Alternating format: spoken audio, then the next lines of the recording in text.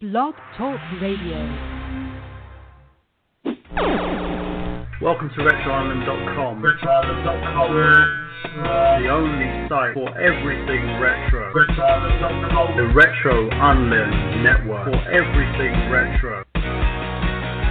RetroIsland.com.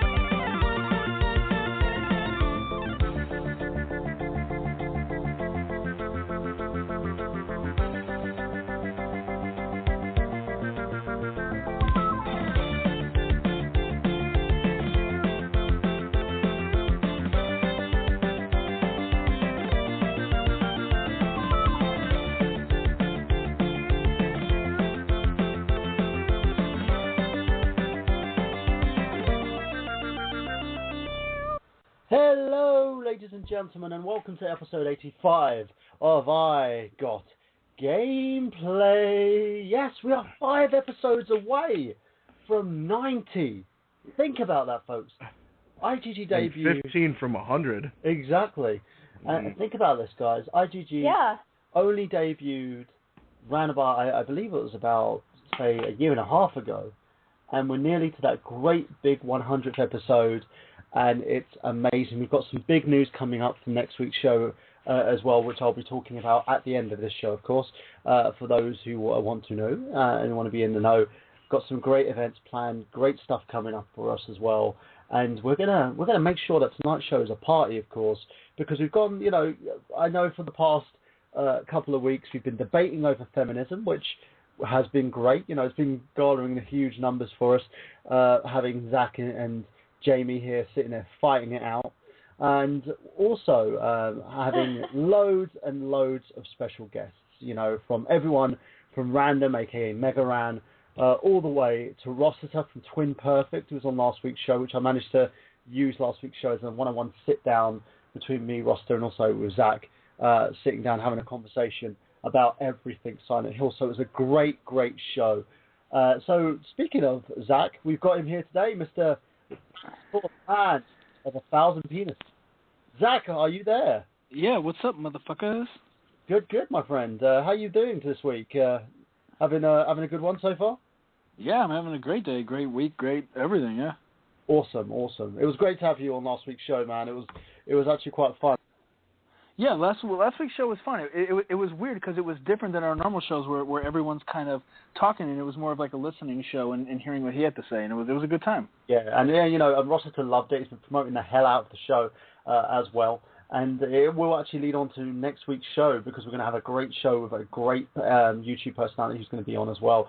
And if you guys love that show with Twin Perfect, you're going to love next week's show. Now, also speaking of lovely and stylish, and also someone that everybody loves, Miss Jamie Styles. I wasn't aware that I was stylish. Hey, you're stylish to me, love. I wear, like, jeans and a T-shirt. That's as far as the fashion trend I go. So, what have you been up to, my lady? I know you've been busy getting all your cosplays together, making your charms. Yeah, I've finally got my Etsy shop opened up, and I've got a Tumblr now for my Etsy, and then I just got back actually from a karaoke place and did some singing, and I had a lot of fun. It was a lot of fun, and then not next weekend, but the weekend after next, we are going to a KaiCon in Nashville. And we're going to meet the voice of Leon Kennedy from Resident Evil 6, Matthew Mercer. So I am so excited about that. I cannot wait to hopefully bring him home. Leon, yeah, I don't think your boyfriend's going to like that very much. Oh, he loves it. Hey, as I said, it's not gay if it's a freeway. If there's a honey in the middle, there's a leeway. Speaking about being in the middle. I agree. He is the third man of the Unradio Show tandem, of course, as well. And a great guy. The show's been on hiatus this week, of course, because Travis Goss has been taking a bit of a break. He's moved to New York. That is the reason why he hasn't been on any of the Retro London Network shows. So we're basically had a bit of a break on the Unradio Show and gave us all a bit of a chance to recharge. He is the man of 1,000 voices and 20,000 chokeholds, of course, with his penis. Here's Mr. Craig Kellerman. What's going on, guys? And actually, it was funny because we did that episode with Mega Ran a couple of weeks ago, and I went and I bought one of his albums, Black Materia. Man, I'm telling you, it's definitely worth looking into some of his music. He does some really great work. He is amazing. And, you know, me and actually a friend of mine, well, me and Ollie actually was talking this week about the whole 90s hip-hop style, and you know, he brings that back. He implements it really well in there. He's got some really good lyrics on that album, especially, and he's got one he does like Sonic the Hedgehog like themed one, and a couple of Mega Man ones. He's got his own stuff too. It's really good to check it out. He does a lot of work. Yeah, no, it's one of those things where I think for those people who are not in the know, I think you should get out, you know, go and have a look at his albums, have a look at his material. The one thing I'm going to basically announce is I will be at his live gig in London when he comes over here to the UK, so that's going to be an amazing time I had by myself, of course. And I'm also going to see if I can get a live interview, so that's going to be great. And going from there, let's basically move on to the big thing, of course, that we do for every show that we've missed the last couple of shows, and I'm bringing it back because, you know, I'm Michael Burhan, I always bring sexy back, and that's the news.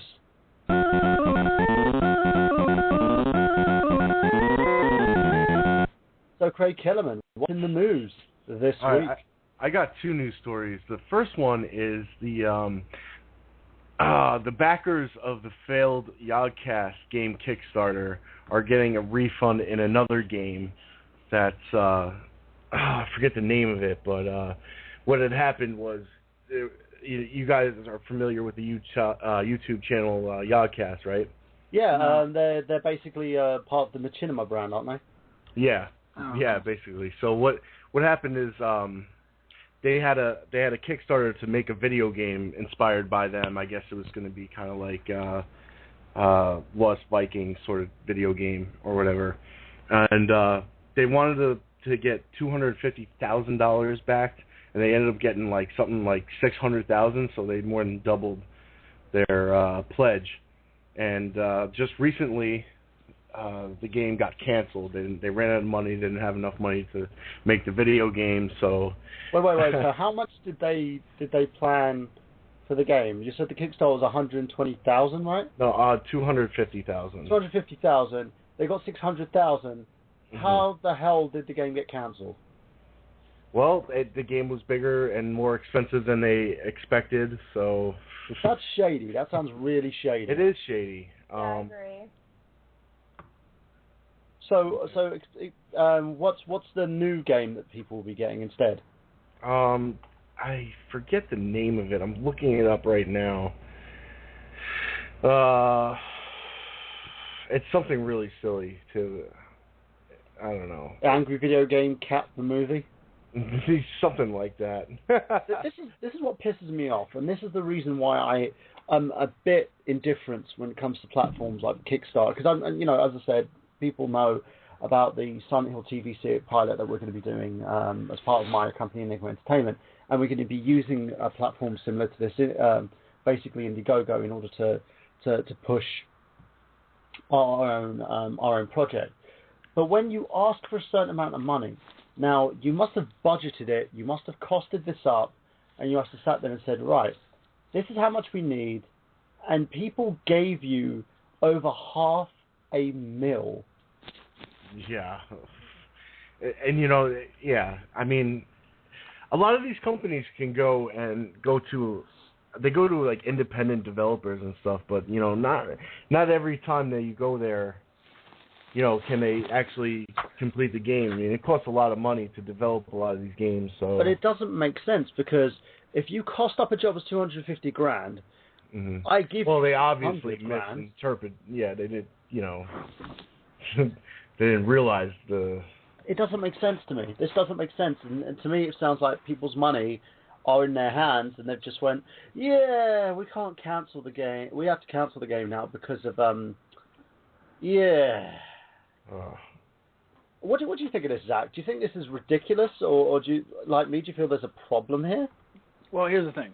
The reason I feel this is ridiculous isn't necessarily because the game didn't get finished. I mean, there's all kinds of shit that could have happened, losing people, people just overworked whatever, something didn't work.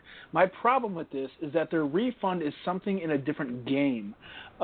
So the way that I view this is if you went to a store and you're like, hey, I want to buy this shirt in a medium because that's what fits me, and I want to pre-order this, and they say, okay, yeah, we're going to have it made for you. And then when you come to get it, they're like, actually, we're not make those anymore. Here's an extra large, random thing that we have, and you can take it. So the issue with that entailing is it's something that just sits in your closet, and it's not something you're ever going to use. So these people invested in this because it was something they wanted, and it was something that they saw that was unique, that they wanted to put money into for it to be made. And since it's not being made, they're like, oh, by the way, here, we're going to make it up to you by giving you this other thing that they might not have any interest in. So it's bullshit that they're giving you money but getting something else back that's supposed to be worth the same amount, where it might not actually be worth the same amount because some people may have no interest in what they're giving back because it's not money. Yeah, no, I agree. Right. But they're almost guaranteed. Like they make it sound like you're guaranteed to get a product out there. I mean, at least they didn't have to do this, but at least they gave a game code to another game that another studio is picked up. Another game. You guys are giving too much credit to the ideas behind this. Yes, okay, there might be there shouldn't be this. There should not be this. This clause in whatever that's like, hey, if we don't finish it, we get to keep your money. You know how many people would just say fuck it halfway through everything and just keep the money? I mean, so it's like they shouldn't have that option. It's to be either finish it or refund the money. And since they're not doing that, and then people say oh, well, it's nice that they're giving them a free game code. People didn't ask for this other free fucking game code. I mean, if someone were to give me the game code, I would have nothing to do with it. So what am I supposed to do with it now that I've given money and I'm getting something else back? It's bullshit, and it's just not right that this kind of stuff happens. People are investing actual money, and then they're just saying, because this other game that they're getting a code for was already made. So it's pretty much at no cost to them, oh, you gave me $20, here's something that doesn't cost me shit back. To think about people that gave more than $20. I mean, honestly. Granted, you do what you want with your money. There's no really law to be like you can't spend your money on something. Well, the problem is when it comes to Kickstarter, there is basically what happens if it's successful, they get the money, and what the problem being is because it's a funding portal, they don't have to. They could just basically make up anything, and they don't have to pay anybody any money back. But if people are unhappy, and this is what I would suggest anyone would do, because I would do this, and I'm sorry to say this against the guys in your cast, people can actually take these guys to court. They could actually go together, take them to court, and basically do them for misrepresentation. Misrepresentation means that they can actually sue these guys for not providing with the product that they paid for. Right. So under basically the Customer Service Act, which Kickstarter is governed under, I believe it's the Consumer Trade Agreement that you have over there in the States, but over here it's called the Customer Service Act. You have the right to a product. If you have not been given that product, you are entitled to a full refund, or basically you are allowed to accept something worth the same value. If you feel that them giving you whatever the fuck this is, because I don't know what the hell the game is not the same value, sue them. Do you think that this is gonna something like this is gonna kill Kickstarter? Yes, it should. It's gonna kill a lot of the people who are seriously trying to fund their projects on this, and because this was a big one. That's a lot of money to go missing. It's like freaking $500,000. Over $500,000 here.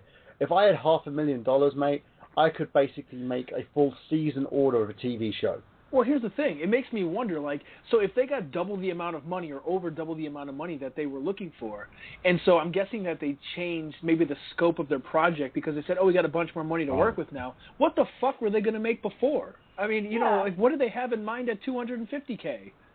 Yeah, like The project probably took longer than they expected, and they have to pay the developers and the programmers, and they didn't expect all these extra expenses. No, that doesn't make sense because you would have cost it up before you put the project on Kickstarter. You'll have a business plan before you go in on this shit. Oh yeah, I'm sure, but it's like me saying, "Hey, Zach, do me a favor. I need 150 grand from you. You basically provide it with me." Zach's going to come to me and go, "Okay, motherfucker, you want my 150 grand of my money? I need to basically know what you're going to do with it, why you're going to do with it, and how you're going to pay me back."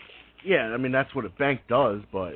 No, but that's what Kickstarter does as well. They need to know what you're doing and how you're going to basically get the project up and running.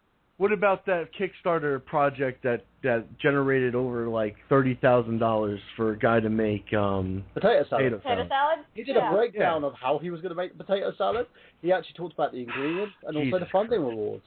I know what you're talking about, but and again, he promised potato salad. People are getting potato salad. Yeah, he doesn't promise the motherfucking game. Would you really want to get potato salad in a fucking mail? No, but you know what I mean? It's like, they're getting their potato salad. These motherfuckers were supposed to give you 600 grand for a game, and now money has gone missing. Yeah. They're not justifying where that money's gone to. They haven't justified anything. It's all spent up. Yeah, but this is turning into another Smosh. Yeah. Right. Like, and I gotta say for once that I actually do agree with what Zach is saying. It's annoying because that's right. It's turning into a situation where these guys are already making a good ton of money because they're on Machinima. Machinima is a very big network, and these guys make a lot of money. The fact that they asked for this Kickstarter for their game was fine. I'm not going to hold any issue.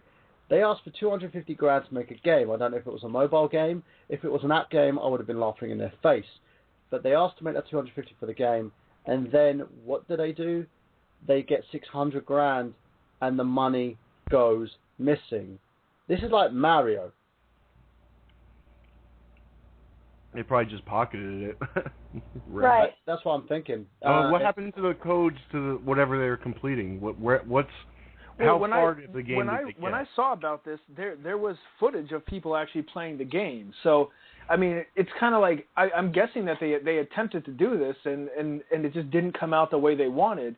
And of course, they spent time and money to do this. But here's the thing: something like, especially indie, something like YouTube, the idea behind these are high risk, high reward.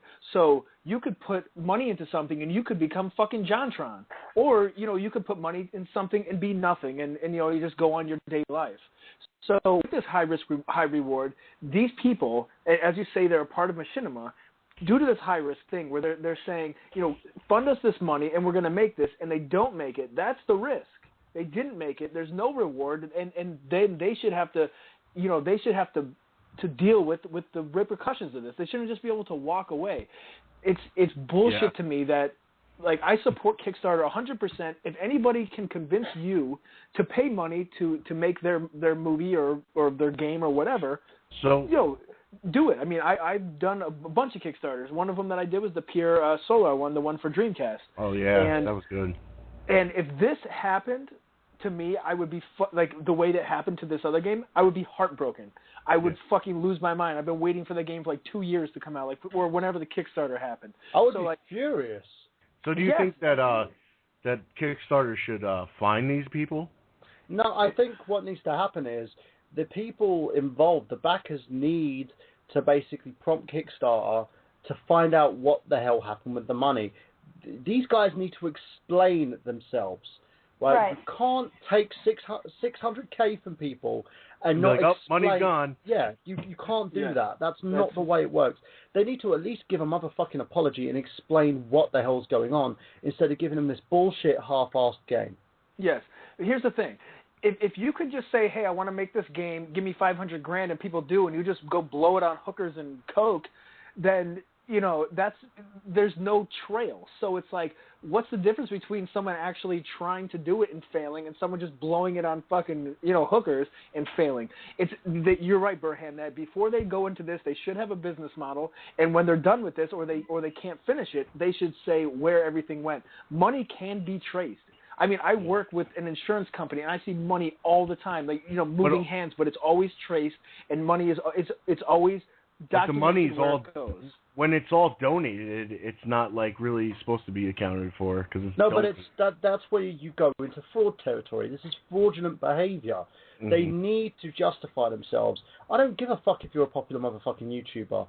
I would have said the same thing if this was the Happy Console game, and I'm not saying Johnny. Well, what I'm saying is, I will say this, Johnny. You would never do that. I'm just using it as an example here. But if this was AVGN, if this was someone else, I would say the same thing if they got that money and it suddenly disappeared. Yeah. Should they be accountable for the whole $600,000, or should they be accountable for the money every penny that was donated? Because in the end, if a charity conducts fraud, that charity could face liable action. An individual who has had a project funded off the back of their fans needs to be held themselves accountable. And I will say this now, if the guys want to basically call in, and I'm going to give you the number now, 718-664-9265. If you're a Yogscast fan, if you're somebody who's donated to this Kickstarter and you basically want to talk about this and you know, tell us your reasons behind it, or if these guys have actually even said anything, because I don't watch Yogscast, I don't give a fuck about Yogscast, but if these guys basically, because they're a bunch of Let's Players in a sense. They're Let's Players who do their own thing. It's fine. They've got some cartoons and stuff and all that bits as well. But these are highly popular guys. Now, the issue I'm having here is nothing has been justified. There is no justifiable evidence as to where this money has gone. And as Zach pointed out so justly, they could have gone on coke and blow and hookers. You know, it hasn't been justified, and it needs to be justified. So you owe it. Even if you swindle people, you owe it to your fans to explain where this money has gone. It's $500,000, people. $500,000. Right, the AGM movie didn't acquire $500,000. Yeah, and you know, and James, and you know, hold out my hands here. James has basically stated where every penny has gone from that project. Yeah. You know, you can follow it on his website. Exactly. So, boys, time to freaking pay the piper and tell people where the fuck this money has gone. And I don't want to say, well, the developer. Then name the developer. Name and shame them. If someone's taken your money and run, you don't have to sit there and be tight-lipped about it. Name the fucker. Name them. And so everybody else can sit there and say, where's my motherfucking game? Either that or try to, like, fund the rest of the project and finish it on your own money. You know what I mean? At the end of the day, it's ridiculous. And just because you're a popular YouTuber out there doesn't mean you have the right to swindle your fans, right? And I'll say this, if it was anybody else, I'm not just saying this because of who these guys are. If it was like, how much of his own money did he put up? Well, it's two of them, actually. They're they. I don't know. I have no idea. I'll look into this a little bit more, I think. But on the same level, take out loans? Like, these guys have got a lot of money, dude. They probably make, with the substantial amount of views that they make on their channel, and the fact they're a big part of Machinima, they probably make, even the highest earners on Machinima are looking at about 250 to 500 grand a year in terms of like marketing and sales, right? These guys probably get a lot more than that because they are big Machinima YouTubers. Yeah. So the whole bullshit about 600k going missing, I think there's a fucking problem here. You know, there's a disturbance in the force. Now, moving on. Moving on, Mr. Kellerman.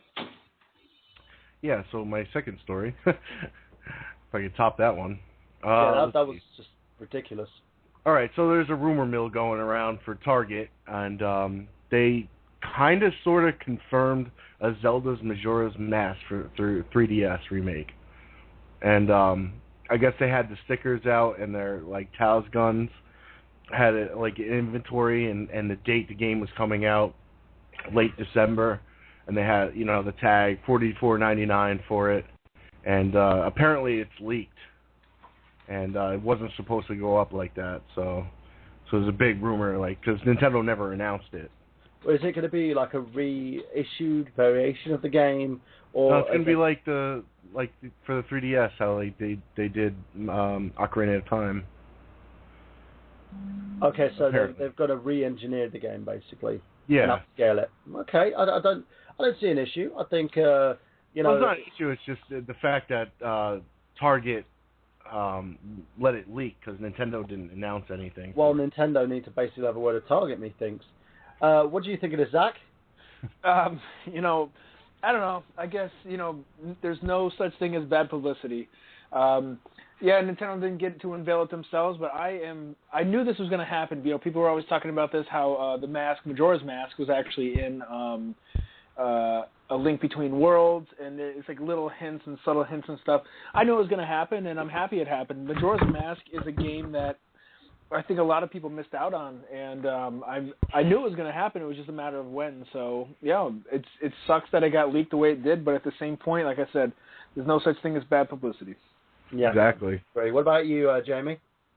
I think it's kind of funny that it got leaked by Target, no less. Like that. Yeah, right. You think about hearing it like, oh, it was leaked on Twitter, GameStop. or it was leaked on by GameStop or Twitter, or it was leaked on, you know, like IGN or something like that, and then it's like, where's this like fucking Target? It's going to be like, people don't want to shop there because all their credit card numbers get leaked, and then people don't want to stock there because all of their fucking products get leaked. So it's like, yeah, what the fuck is wrong with you, Target? You had one job to do. Yeah, keep track of shit. And you can't even do it correctly. Yeah, they botch it more than Sin Cara does. I don't see this as sort of newsworthy. In my opinion, I think, well, that's one of those things. It's nothing that you can do, in a sense. You know, they did it. They just said it's stupid. Hopefully, they can apologize to Nintendo for doing that. Nintendo's going to be pissed about it, you know that. Nintendo will probably have like a fucking Zelda sword up someone in Target's ass. Well, here's my question. Why the fuck is it even in anyone's systems yet? I mean, you know, before they've even said anything. Well, the thing with these stores is they catalog a lot of like electronics and products like that long before they even come out. So right, no, I understand that. They know they're gonna have what they're gonna have in the store months in advance. Yeah, but I think, like, you know, so when did you say the release date was? In December? Yeah, December. Yeah, so it's like, I mean, I guess it is. You know, fuck, you know, time flies. I don't even know what is it, July? I don't even know anymore. So I guess it is quite a while away. But I don't know. It's whatever. It got leaked. Like, did they lose track of what you would month think it that is? they would have said something about it at E3. Right. Yeah, that's true. I didn't even think about that. But yeah, absolutely. Why not? It just shows you but that... it's a rumor, though, too. Yeah. You know, well, for we know, Target's using it to get a bit of publicity for themselves. Who knows? But as I said, in terms of the situation, they need to sort themselves out. Now, moving on from that, Mr. Zach Latour, do you have any news for us? Yeah, I got one piece of news, and this is actually I have two pieces of news. The first one is the Club Nintendo rewards have come out, and they are fucking downloadable games. This is annoying to me. I've been platinumed on Club Nintendo for like the past however many years, and they've always had pretty cool gifts. I thought the two that I didn't get, so I guess I didn't do all the years. The first one I never got the statue, like the first one. I got some of the other ones, and I didn't get the Majora's Mask soundtrack, but I got like the playing cards, and I got the pins, and then there might have been another one in there that I got, which was still pretty cool. You could tell like the value going down as you know, to be fair, they're still giving you something. But a downloadable game is like, it's like the biggest slap in the face. You know, I understand they want to do things cheaper, but it's like, how cheap can you do things? You know. What kind of downloadable game are they giving? There's a bunch. There's a bunch you can choose from. There's like, I know if you're platinum, you can get like Game & Wario, you can get Earthbound, you can get that's awesome. NES Remix. But still, like, the thing of it is that, like being a platinum or gold member from Club Nintendo, it's like they give you something that not everybody else can get, and that's why I was always a fan of like becoming a platinum member, or at least trying to become a platinum member, because they can give you something that you can't just go buy in the store. But now they're just like giving you, run of the mill things that anybody else can get. So, well, at least you're getting them for free though. Yeah, I guess. I mean, to me, it's like, I don't know, it's whatever to me, but. You know what? I like downloadable games for my 3DS. Not really for my consoles, but for my 3DS, it's cool because I have everything on the go right there. Yeah, but like I don't feel like that's the issue. I feel like the issue is like you can see like the quality and cost of things declining, and that's fine that they're trying to do things cheaper and cheaper.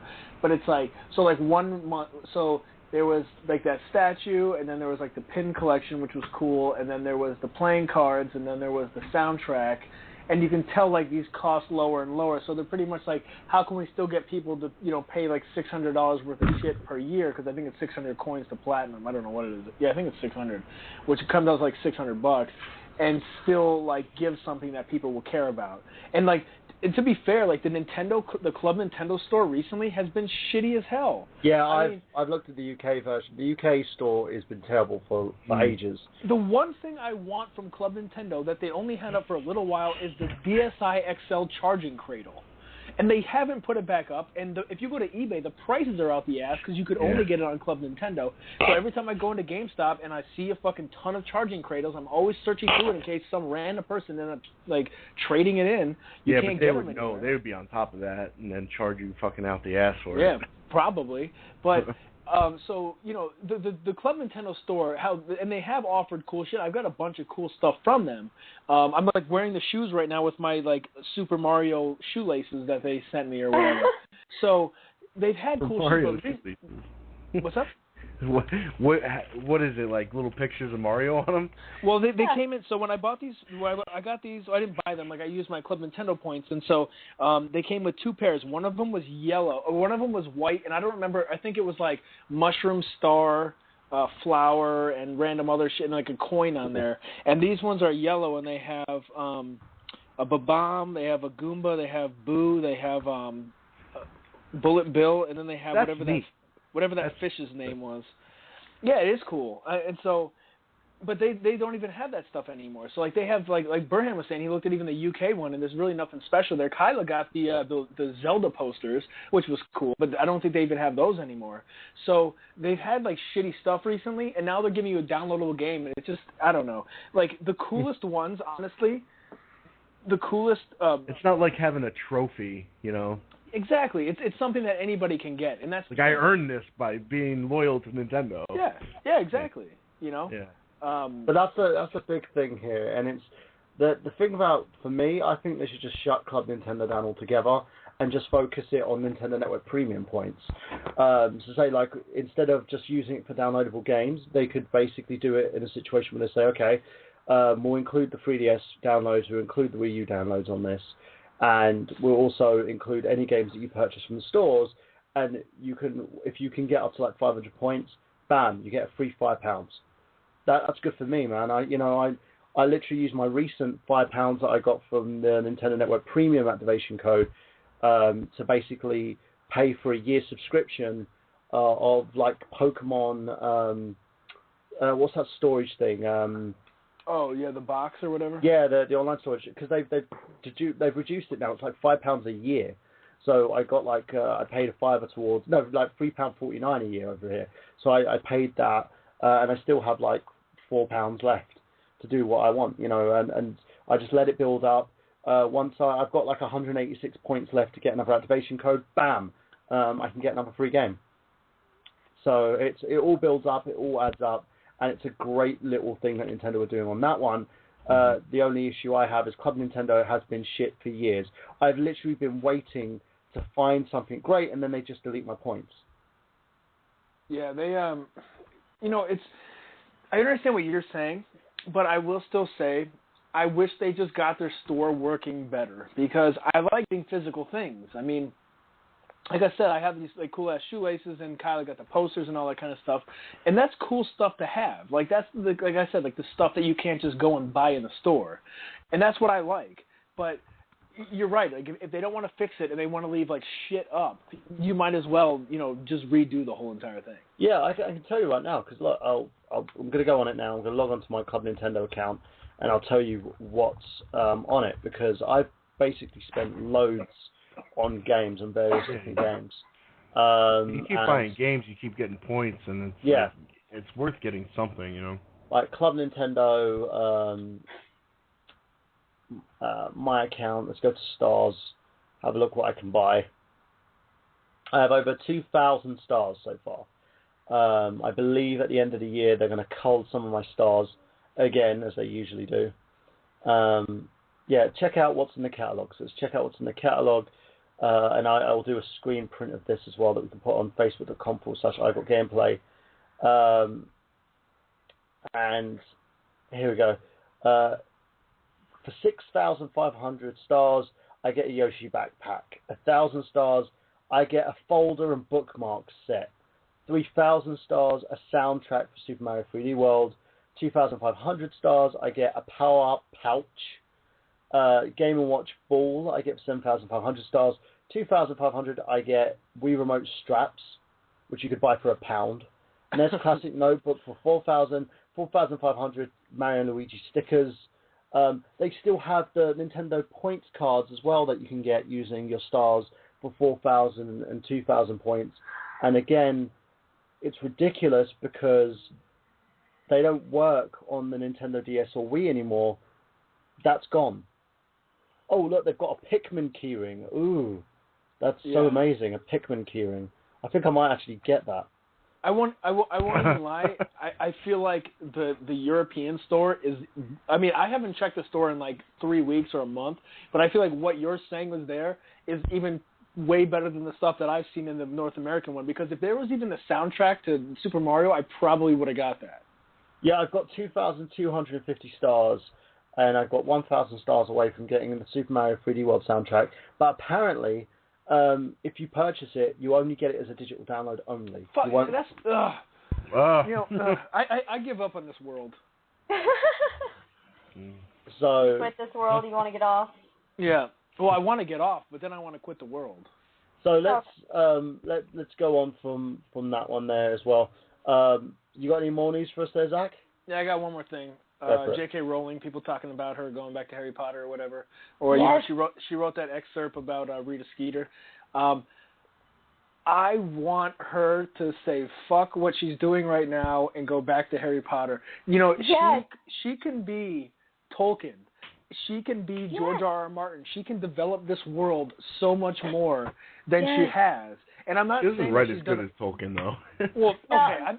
I'm comparing in the fact that she's like made her own world, is what I mean. Right. Yeah. And she's a fantastic writer. She really is. She's amazing. And here's the thing: she says like she pretty much doesn't want to be like pigeonholed by like one series. But if that one series prints money, fuck it. I will write. If I wrote a series she about started. a penis, she was poor as hell. Yeah. Well, yeah, she was. If I could write a series about a penis. And like his everyday like job duties, and it blew up, and people wanted to pay me $20 Burning million. again. Yeah. And people wanted, but here's the thing: if people wanted to pay me $20 million to write a book, I would never be like, I think that book's holding me back. That book is pretty much the best thing that's ever going to happen in my life. So she's doing these other things, and that's cool for her. But one of the things in Harry Potter book in the series that really opened my mind to the idea of the world that they live in is in the Goblet of Fire when they go to the Quidditch like World Championship or whatever. Oh my God! And people are there from different schools. So now there's not just Hogwarts. Schools. There's other schools and there's people who speak different languages and they all they're spread over the globe. This is a global thing. Yeah. And she could do so much more with the whole Harry Potter universe. She could be afraid of ruining a series that is so beloved too. You know what I mean? Like you can make something and keep making it, and if your heart's not in it, it might not be as good. You know what I mean? Betrayal! Betrayal! Betrayed me! Ooh, I didn't know that. She better get her heart in it, and she better fucking pump out amazing shit because, I will admit, I haven't read. I started reading Harry Potter like 5 months ago. I missed it as a kid. I don't know how I never read it. And as an adult, it blew my fucking mind how well it's written, the topics, the story. Like a lot of especially times the later books are a lot better. Yeah. Oh well, yeah, she gets much better as she goes. But obviously, developing as an author also. But people were saying the reason I brought this up was on Kotaku. People were saying, well, maybe if she doesn't want to do it anymore, or she doesn't want to do it right now, maybe she should open it up to other authors.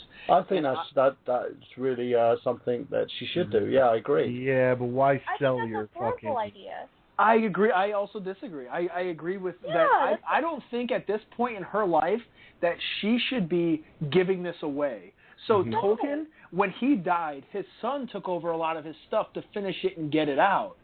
And I feel like so Tolkien would have kept going and finishing his shit, if he hadn't died. And but she shouldn't just see the series as like something that's pigeonholing her or something that's restricting her. This is the biggest thing she's ever done. Well, technically it's the first thing she's really ever mainstreamly done. Right. And she should look at this as a way that she can expand this world, dozens and dozens of books. Well, the thing of it is that people are, like someone said they were, who just said, well, maybe she's afraid of ruining a series. She has already approved the next three next three movies, which will be about Fantastic Beasts and where to find them. And the guy who actually wrote that, and the wizard who actually wrote that book, they're going back in time to check out the guy who wrote Fantastic Beasts and where to find them. And I am hoping and praying that we get a look at the Marauders, which is, James and Remus and Sirius and Peter Pettigrew, all of them. Make me a fucking Marauder series. You could make so much money out of it. You can make so, it's not even about the money. It's not even about the money. I don't give a shit about money, and she doesn't either. She lost her billionaire status because she donated so much to charity. This is about her Prince money. That series right. is Prince money. Yeah, the fact that they made a movie out of every single fucking book. Oh, yeah. Right, you could make a series of the Marauders. You could make a series of Tom Riddle going through school. You could make a series of Dumbledore. You could do anything. And she's opened this. Like, one thing that, to me, that I love about like Tolkien and I love about George Martin or George R.R. Martin, whatever the fuck people call him, and her, is that you could literally make maps. You can make a map of Middle-earth. You can make a map of Westeros. You can make a map of Hogwarts. She's in there just like they are. And you guys may say Tolkien is better. She's on one of my top lists. I think that what she did with Harry Potter is unparalleled. I think it's fucking fantastic. She took something that was like a witch riding a broom, this stupid, juvenile shit that like no one gives a shit about. She breathed entirely new life into it. What she did is amazing. And but isn't she basically working on a prequel book at the moment, I believe? At the moment, she's doing a whole different series. Yeah, I know that she just posted that thing that was about like Harry's future or whatever, like 500. People were like, it's a new book, and it's like, no, it's like 1,500 words or whatever. It's okay, calm down. I think for her, it's kind of her not wanting to do it. Now, in terms of the book itself, maybe you're right. Maybe she should open it up to other people. But the way that she's working on it, this thing is printing money anyway. She's got the Harry Potter world that they introduced. I believe it's part of the Universal experience, isn't it? Or the Yes, it's Universal. Wait, that's a thing? Yeah. Yeah. I'm going there. I have friends who went like 2 years ago or whatever, and they're like, "Oh my god, it's fantastic!" And like you can get butterbeer, you can get. Like, you can actually go through all these things. They have, I think they have, the Shrieking Shack, and they have, you can get, the Quidditch shirts. You can get, the candies that they get. They actually have a candy shop exactly like the candy shop in there. They have, the Weasley shop and everything, and I'm like, oh, my God, why? You didn't take me. That's amazing. Yeah. Now, Burhan, I will agree with you on the fact that what you said, that she should open it up, and I will agree with you in one way because I feel like there is so much life left in the series that so if you look towards the end of the Harry Potter books, they get quite adult. There's a lot of things in those books that when I'm reading them as an adult, I'm like, holy shit, I wasn't expecting that to happen. Like things that are quite adult. And you can tell that in the book that came after that, I don't know what it's called. I know that nobody gave a shit about it. The Casual Vacancy. Yeah, The Casual Vacancy. So that is an adult book, and I feel like she wanted to say, hey, I can kind of write, children and adult. But it's I think it's more like the people that were reading it grew up with it. Yeah.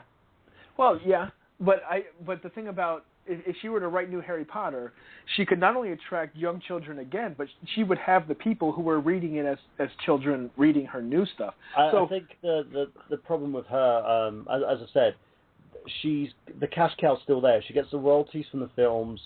She gets royalties from her books that she's basically written anyway, because they still get bought, as a collector series or individual. She doesn't need to do it anymore. She's set for life as a writer. Well, I don't think money has anything to do with it. No, but that's the thing. I think in terms of her her way of doing things.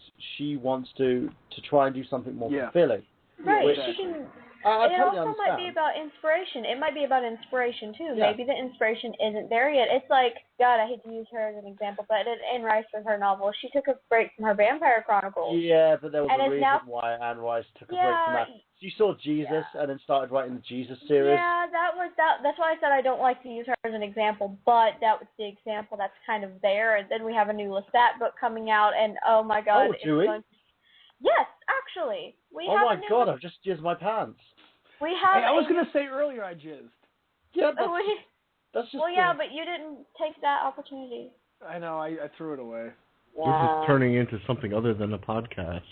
but yeah. Oh, continue. Would you say a jizzcast? A jizzcast. But one thing. Sorry. One thing I would say is, I feel like, if you look at like Tolkien's writings and you look at George Martin's writings, I feel like what they're writing, they wrote as older individuals, and I feel like they were more like willing to cling on to that and expand it because they wanted to make a universe. They wanted to expand their stories, and with all good stories, right, you have these kind of structures and these worlds that you can add to. Like, the one of the biggest brands out there that expanded its entire universe was the Star Trek series. Oh, absolutely, yes. Star Wars did the same thing, yeah. Yeah, and when you look at that, you've got so many of these stories that can be told in the same universe. There's no need to do anything else. But I think in her experience, it's kind of like, I want to give it a bit of a rest, And I'm not speaking for her because I know she's a fellow Brit. Woohoo! Us English people. And my situation kind of mirrors hers in a sense. On the fact she wrote the stuff while she was on the benefit system. So fuck you, Cameron, for saying that the benefit system is for scroungers, because you had a fucking award-winning novelist who was on benefits trying to figure herself out. So fuck you. But in that whole sense, you can see what place she was at when she did this and the place where she's at now. She wants to expand herself as a writer. So kudos to her, but as you have so greatly pointed out, Mr. Zach Couture, she can hand it over and the universe can expand depending on who wants to do it. It's kind of like, and you know what, and I can kind of see it in the same way as George Lucas. He tried to expand the Star Wars universe. No one wanted to give a shit because he did it wrong. He did it badly. That is very true. That's a very good point. He did it in an incorrect way. Yeah.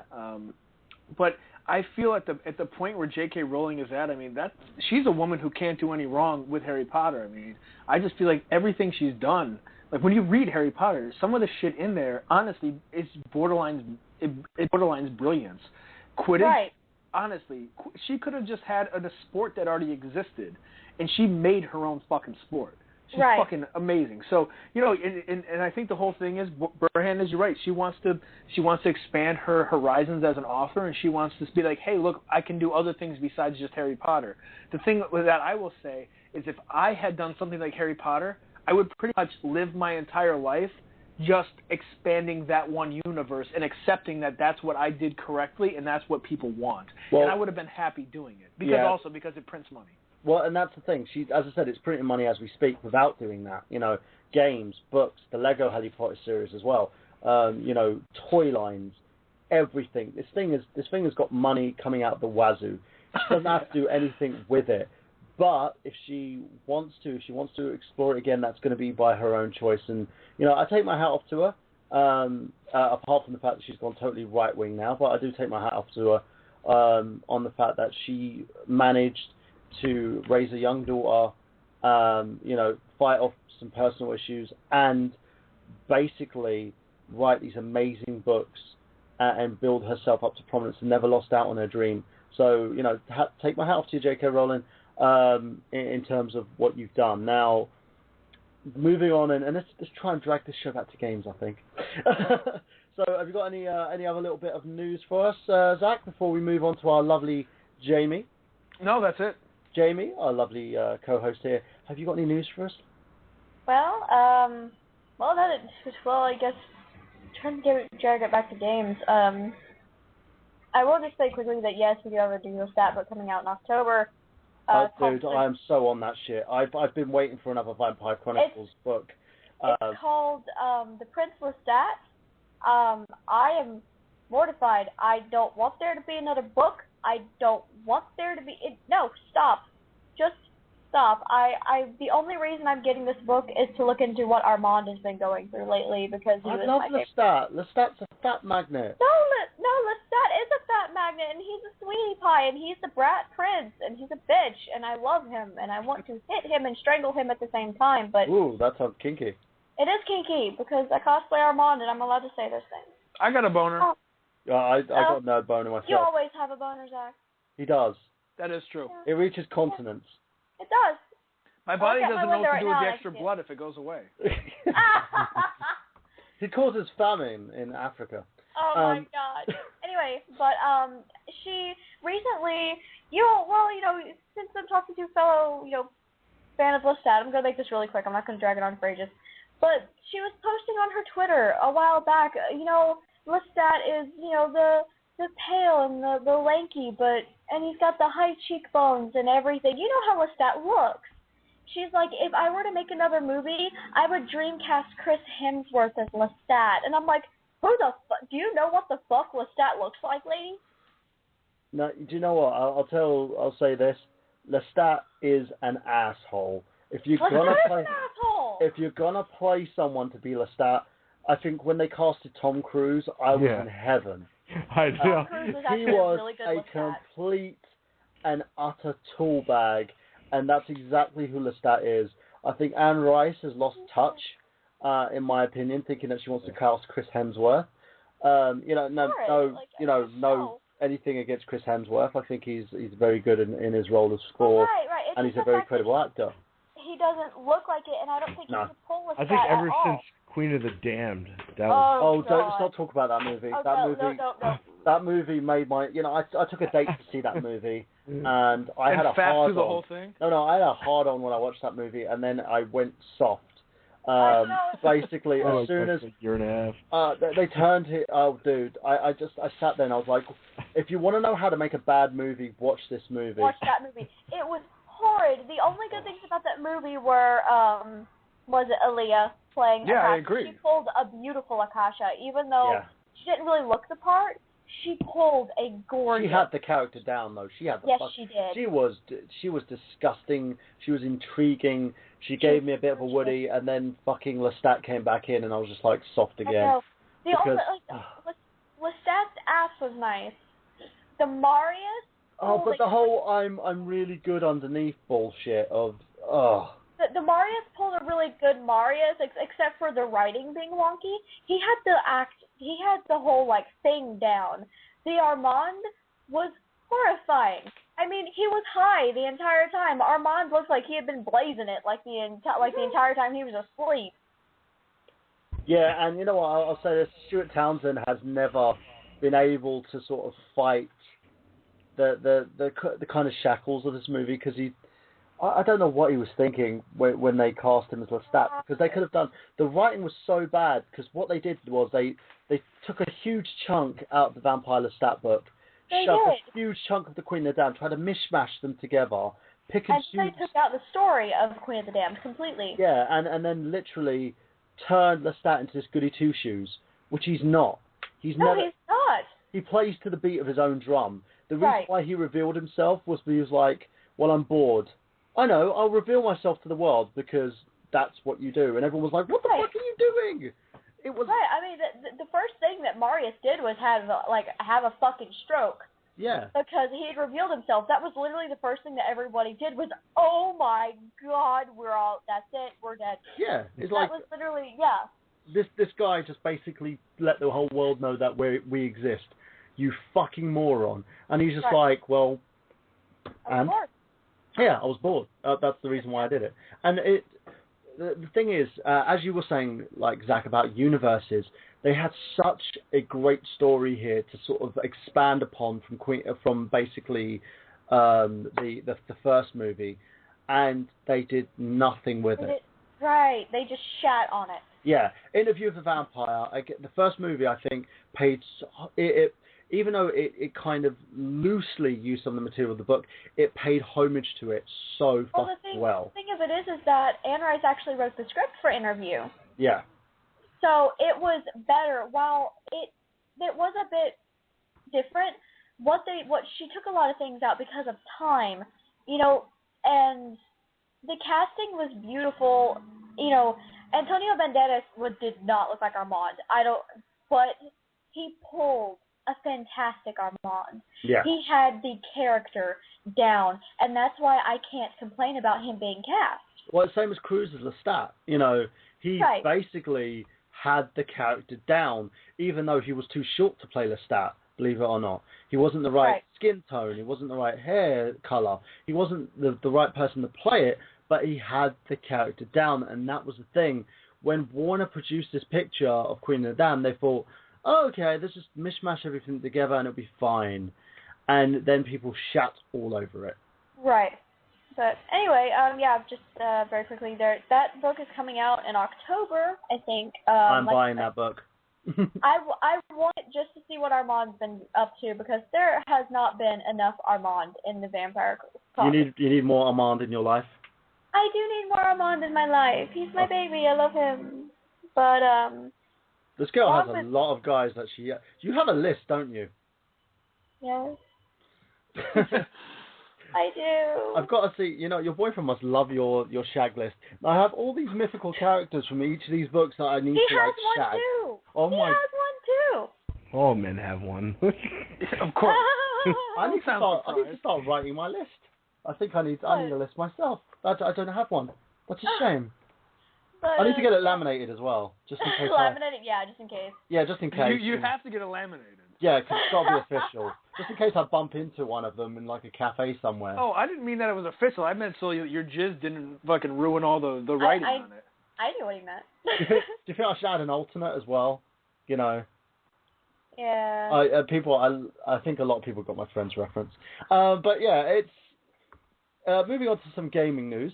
Sony sends out free Destiny beta keys to select PS gamers. I know Rob's been going on about this for ages. He had a spare key for this as well. And I was saying to him, hey, make sure that you give it out to people who are not going to try and sell it, because there has been a mass frenzy of people attempting to gain these keys so they could sell them on eBay. Oh, dear. Not. Yeah. But they found to PS3, PS4 beta codes. If you weren't able to snag a code from a friend or pre-order the game, check your inbox, because Sony might have left something for you. So, guys and girls out there, if you have a copy, if you want to basically let us know what your experience has been with this, send us a message. I'd love to hear your experience. You can tweet me at Michael Burhan, and you can also phone us on 718-664-9265. And I'm going through another little bit of news here as well, to see if there's anything else we've got going on, because it hasn't been a slow news day, because a lot of it's been put together in terms of it's been surrounded by this whole Yogcast situation, which has kind of pissed people off. Yeah. And I can understand it totally, especially because people are really pissed off in terms of what they have. Okay. Right. Apparently, now this is alleged that the developers of Stalker, a hardcore, received a letter from Vladimir Putin. What? Yes. Russia's president, basically, and I'm going to open this article out at the moment. This is just Vladimir Putin sending a letter to developers. It's one of those things where it boggles the mind. I think this guy should have enough problems trying to govern his own bloody country, but no, he wants to send a letter to developers, try and talk to them a little bit more. I don't know why he did this. Now, it's basically, this is from hardcoregamer.com. Says he's been in the news lately for a myriad of reasons. Never thought that the Russian president would cremate the gaming world. The developers of cult survival horror game Stalker are currently trying to raise funds for its spiritual successor, dubbed Ariel, by Kickstarter. The project is doing fairly well and raised $38,607 of its $50,000 goal in the last 4 days.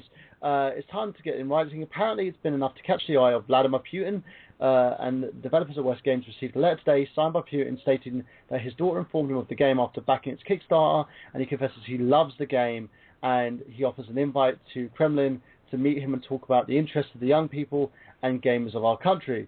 So it looks like Putin is going to basically give him a bit of a backhander to help finish the game off, maybe, eh? That's horrifying. What do you think about this, Jamie? You opened your mouth first, so might as well ask you. That is terrifying. Can he just...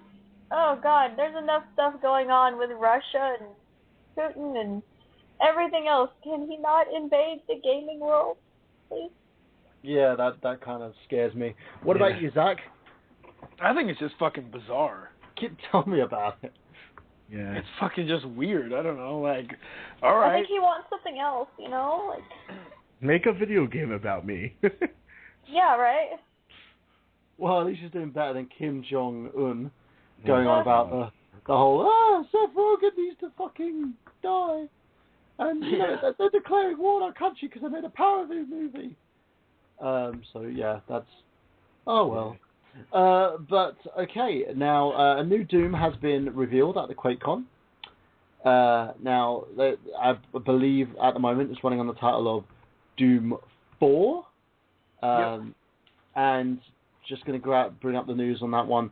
Now, Jay Valentine, a reboot would be awaiting doctor's orders. The Doom franchise, Doom 3, was released in 2004, 10 years ago. So don't be too surprised if we're going to be stopped caring about... Well, apparently some people stopped caring about the game. Me, I love Doom with all my heart. I don't really give a shit. Now, the reboot basically is supposed to be a fast-paced combat type game. There's been tweets like from Jeff Keighley, who said, to get key cards, the player just ripped the arm off a guard to scan his fingers on a hand scanner. Hand-to-hand kill moves are varied, fantastically gory, and also you've got a chainsaw.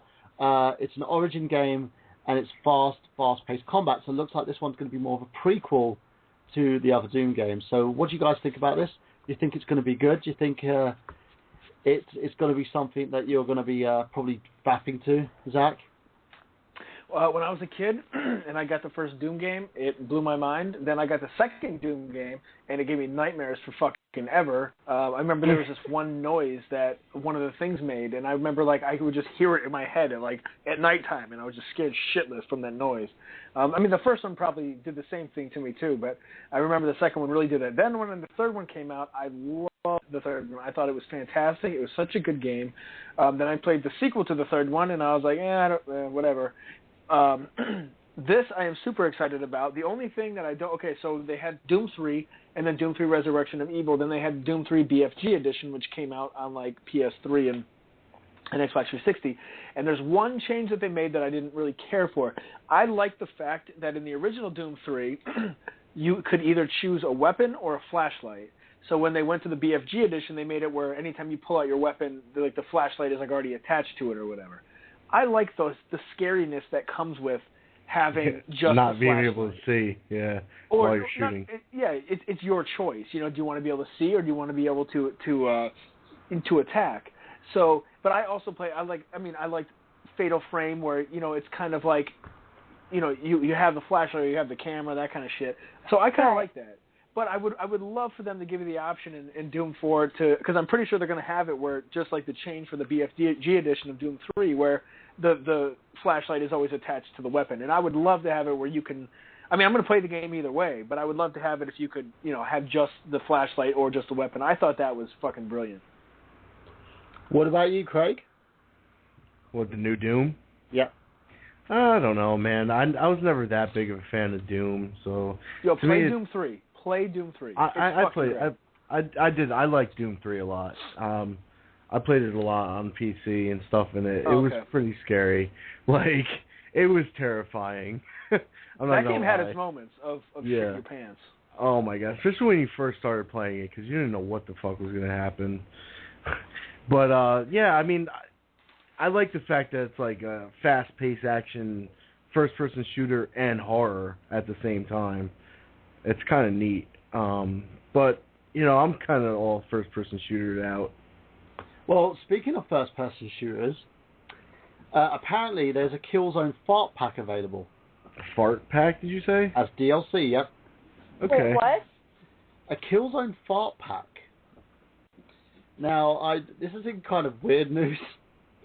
And apparently, PS4 Daily suggests that asking two players, multiplayers, to fork $2 to fart in multiplayer taking things too far.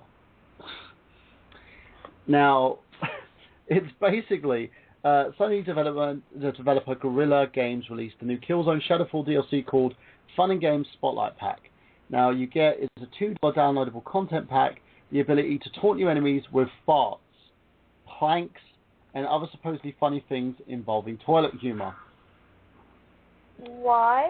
They originally thought there must be some kind of very late April Fool's joke, but no, Sony is actually charging $2 for the ability to fart and taunt your enemies. Yeah, why not? Even if this was released for free, it would have been hard to take it seriously. Paying for it just seems ridiculous. Now, what do you think about this, Zach? I think this is more like, you know how you do like teabag people in Halo. It's something more to like to just be a dick. You know how in Fable you could fart and you could burp, and then in what was the other one I was thinking of? Anyway, I don't know, but I think it's just more Street Fighter. I mean, the taunts or fighting games or whatever in general, you could always taunt people and be a dick. Would you like basically pay to do that? You know, I know it's DLC is something I don't do. I do think it's funny, and yeah, if I was playing it hardcore, I'd buy it and I'd fart in everyone's face and I'd do whatever. For $2 though, you think it's worth $2? Yo, well, to be fair, I mean, if it was Call of Duty, they probably would have charged $10. Yeah. So, yeah, I mean, I don't know. I don't really do DLC, but I think it's fucking funny, and you know, this is something that you don't see very often, where people put something out that's just a complete fucking joke. So yeah. Yeah, I mean, you know, it's better than, I don't know, some of the bullshit that comes out. What about you, Craig? What, the fart pack? Yeah. I think it's a stupid waste of money.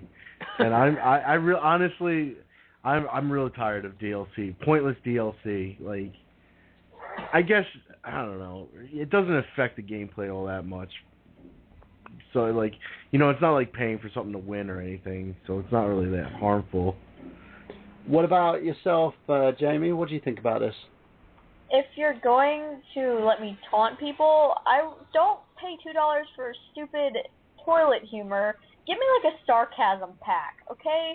Give me like passive-aggressive sarcasm pack. But you're so good at that by yourself. You don't need anything else to assist you. But I want my character to be able to reflect me. But otherwise, as long as I do a period pains pack, then I'm fine. Oh God, don't even joke. It's one of those things. I sit there and I look at this and think to myself, it would be fun for 5 minutes, but I probably wouldn't spend money on it. Yeah. You know, it's no. Yeah, it just doesn't make sense to me. But moving on from that, the last thing, did you guys know that Microsoft closed its developer studio for its like television and movies? Then they're going to be laying off a huge amount of employees. They're going to be laying off 18,000 employees. Now, what do you guys think of this? Microsoft. Oh, jeez. Yeah, and they've shut down their film and TV studio. Oh boy, what happened to that Halo TV show? That's still going to happen apparently. Yeah, okay. And any other pending projects that they have are still going to go through, but they're not going to be attaching any new projects.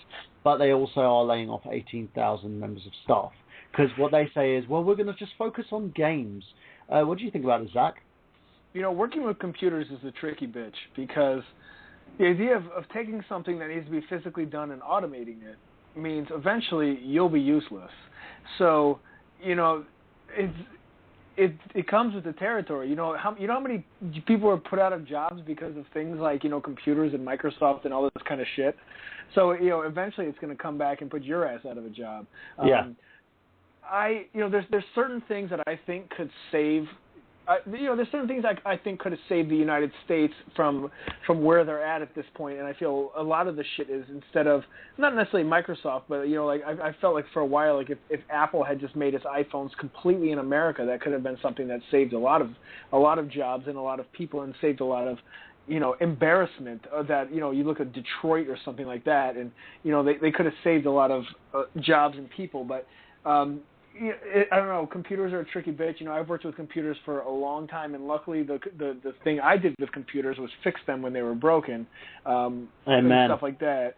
But So, it's just, that's the thing with computers. Once you get something automated, you're kind of pointless when someone else can just click it, No, I agree with you wholeheartedly. What about yourself, Craig? Do you think this is going to spell a big loss to Microsoft? I don't think so. A lot of the companies like this, Sony does it too sometimes. They do big layoffs and then they kind of gather their shit back up and then they hire people again. And it's because they're changing business models or whatever. And it's also probably because they're hiring new people who are cheaper than the ones that they had before. Yeah. Agreed. And, a lot of people have been saying this over time now. The gaming industry is a very volatile one. It's something that you're not going to see, you're going to see changes. A lot of people who've done programming and coding for games have actually transitioned over to just normal work because they can't take the constant issues with, the constant job losses and the retooling again and again and again and again. So it does kind of, it's not the best of things in the world. So what about yourself, Jamie? I think it's horrible that they're laying off that many people, but the fact that they're not choosing, they're choosing not to do movies, I don't see it as a big deal, not for Microsoft. I agree with you on that one as well. So moving on from that, guys, we're going to basically go on to our next big thing, basically, the title of the show, of course, which is Valve. So we're going to go on to that after we take a quick break. So as we do that, I would like to basically play you a very nice song that we have on the show. It's basically from Zach's band Kill Tech 9. Zach, do you want to introduce it? Is this, so I'm guessing that this is Chaos Sanctuary. This song was written about someone who was attempting to play Diablo 2 on that hardest difficulty where if you die, your whole save is wiped, and then he died and everybody laughed at him, and then they wrote the song about him lyrically. So yeah, this is about trolling someone who lost on the hardest version of Diablo 2. So there you go, guys. We'll be back right after this, so stay with us as we talk Valve. So we'll see you in a bit.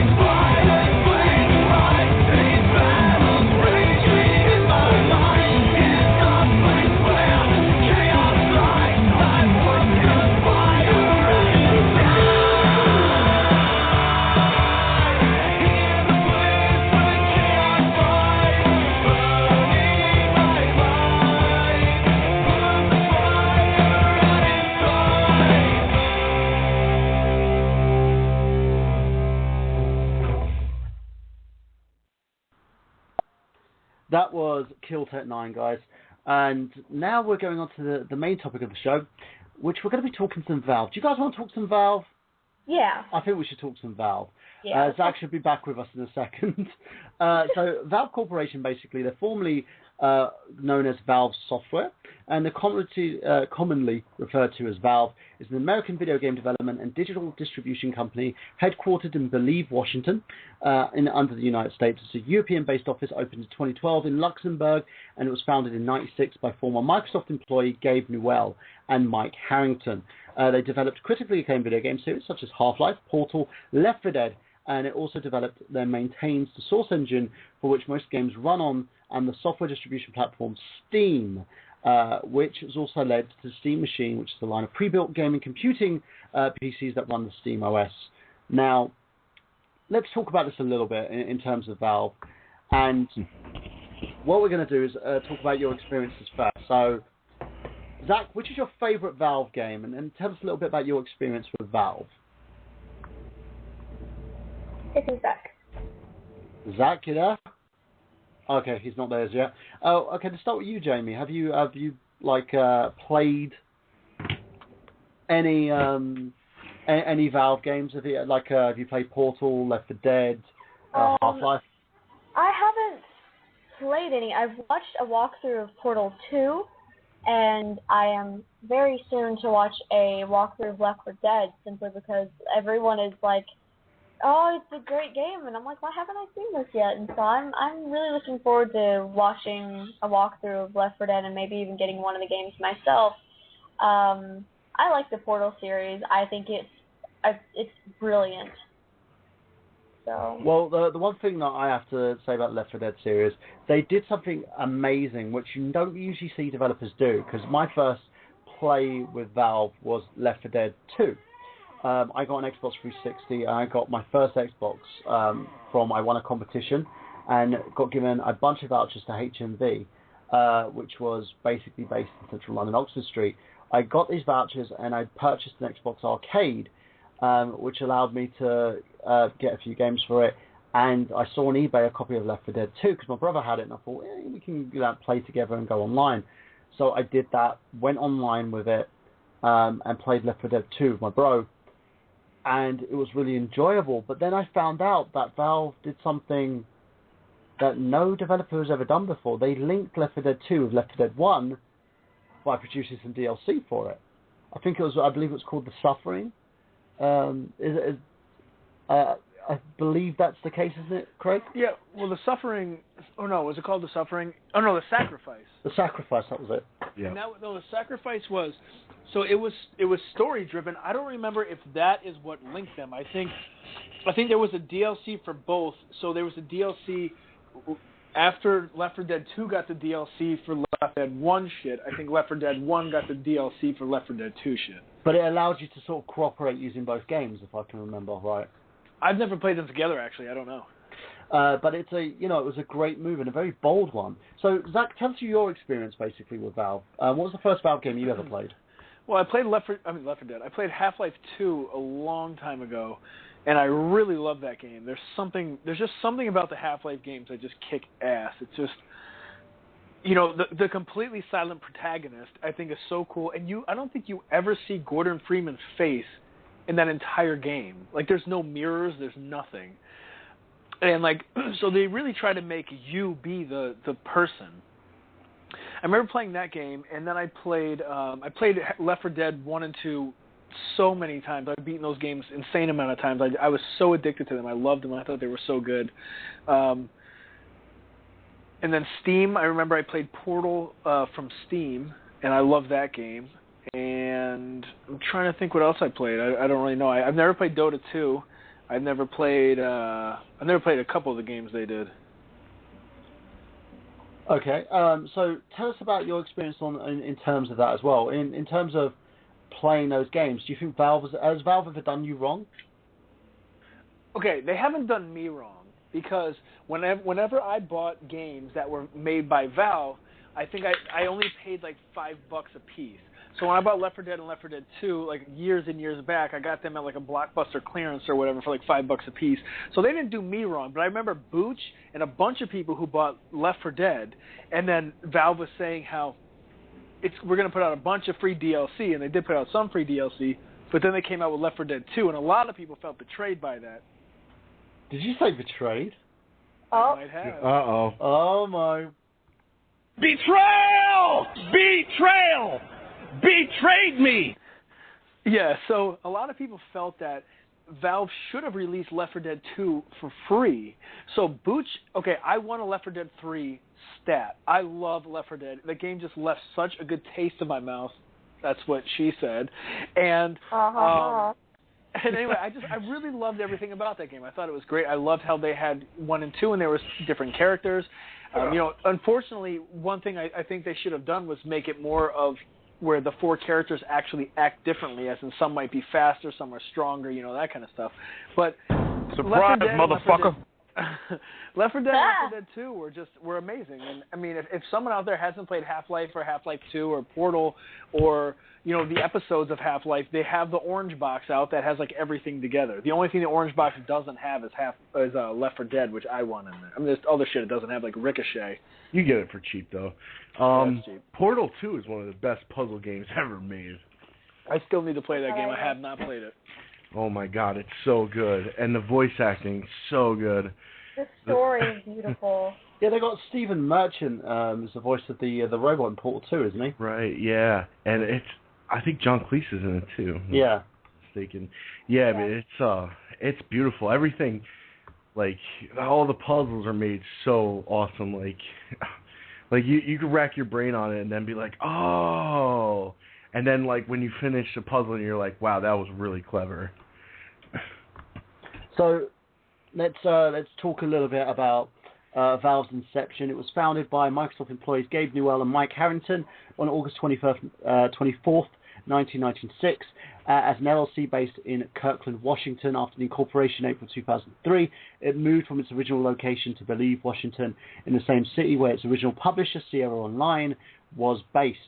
And then they went into development of Half-Life after securing a license for the Quake engine with the help of a friend Mike Abrash of ID Software. In 96, Newell and Harrington began working on Half-Life and originally planned the release in late 97. Half-Life was launched on November 19th, 98, and Valve acquired TF Software, Pty Ltd, and the makers of Team Fortress mod for Quake. In May 98, the intent to create a standalone Team Fortress game. Team Fortress Classic mod, essentially a port of the original Team Fortress mod for Quake, was released for Half-Life in 99. Gearbox contributed much after the release of Half-Life, and Gearbox Software was responsible for the Half-Life expansion packs, Half-Life Opposing Force and Half-Life Blue Shift, along with the home console versions of Half-Life for the Sega Dreamcast and Sony PlayStation 2, which included a third expansion pack called Half-Life Decay, which enabled 2 players to play on the split-screen co-op. Now, did anyone play like the Dreamcast or PlayStation versions of Half-Life? No, I played a PlayStation 2 version of Half-Life. It was interesting. I know pretty much a straight port. Yeah, because I know the majority of people who played the game basically played it via the Steam platform or via the Orange Box collection. There was a lot of patches made to that game, so... So also, they then went into development of the Source engine. After the success of Half-Life, the team led by Corinne White worked on the mods, spin-offs, and sequels, including Half-Life 2, and all current Valve games are built on the Source engine.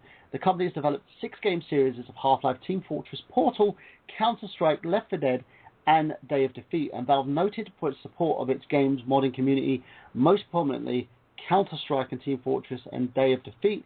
Valve has branched out with the tradition of continuing to develop the DOTA 2 as a standalone sequel to Warcraft 3 mod, and each of these games began as a third-party mod that Valve purchased and developed into a full game.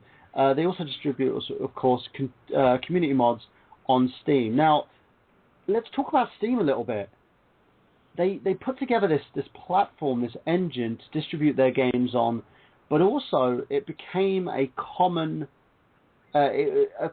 used platform for PC games on the PC platform, and a lot of it was due to companies being scared of piracy, because a lot of companies, EA for one, wanted to try and cut piracy off from its legs, in a sense, in order to enable them to kind of develop the games that they can have the common consumer purchase, for instance. And with the Steam engine, with the way it works is you can purchase a game, but you're not actually purchasing a full game. You're purchasing a key, in a sense. So you get the rights to play this game for as long as, well, basically Valve says you can. And this, as most people pointed out, has been the thing that kind of opened the doors to the whole DRM issue.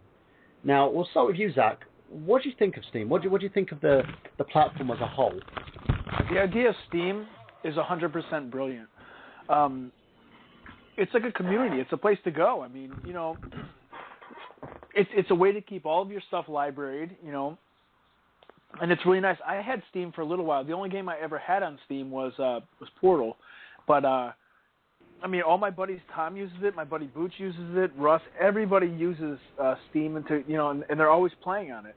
Now, with DRM issues, I see way more issues with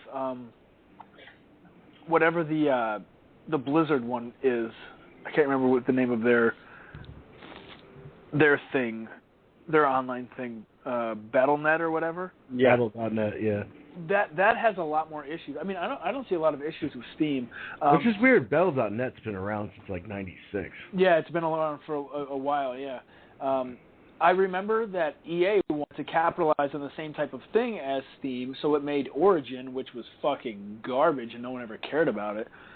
But Steam is brilliant, and it brings everybody together. It has a great selection of games. There's always sales. They have their Humble Packs as well. Oh, I love the Humble Bundles. At the moment, they've got a huge 2K bundle that includes Bioshock, Bioshock 2, Mafia 2, The Bureau, XCOM, Darkness 2, The Line, XCOM Apocalypse, the original XCOM games, Bioshock Infinite, and also you get like the XCOM Terror from the Deep, Corpse.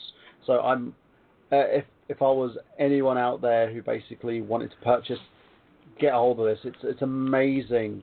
That's basically what you can get on Humble Bundles. And it's the one thing that I think set itself apart when Microsoft attempted to copy the Steam model when they were introducing their DRM issues with the Xbox One. Angry Joe was one of those guys who actually asked them and said, hey, are you going to try and put something together like in Humble Bundles in order to make fans happy? And they went, no. Yeah.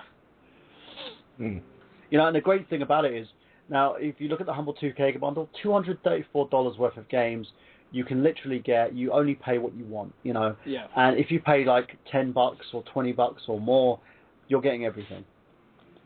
Yep.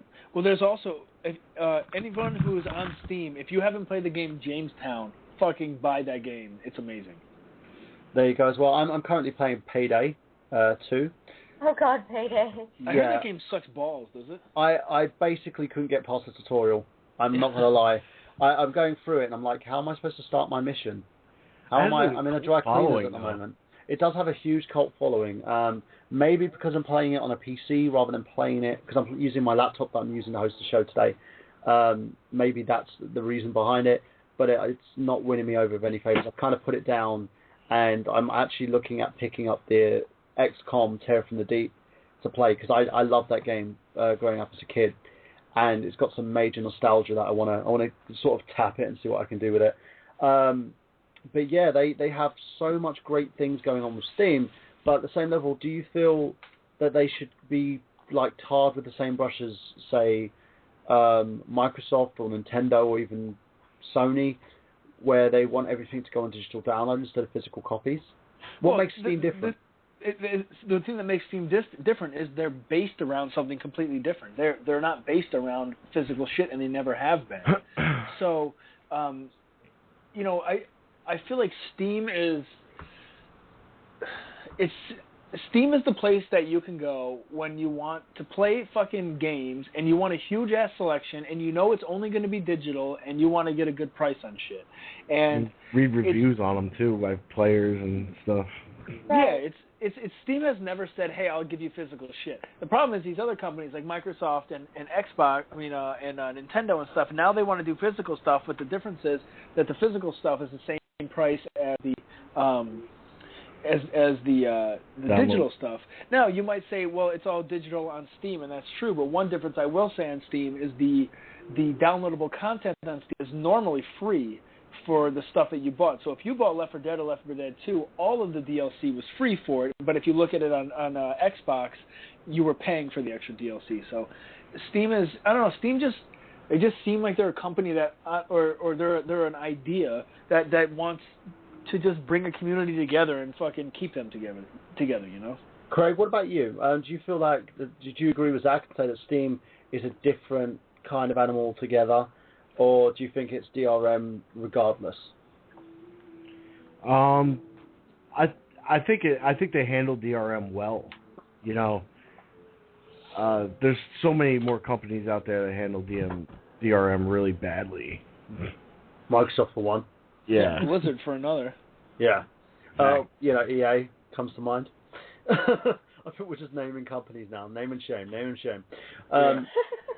But thinking about the way that they do deal with DRM, do you think that because they do it and they do it well in terms of the way that they handle things, that this is the right way for them to go? Because again, it kind of has, piracy on PC has dropped in terms of gaming, because it's now become something that's very affordable. Don't you think? Exactly. That's one of the things.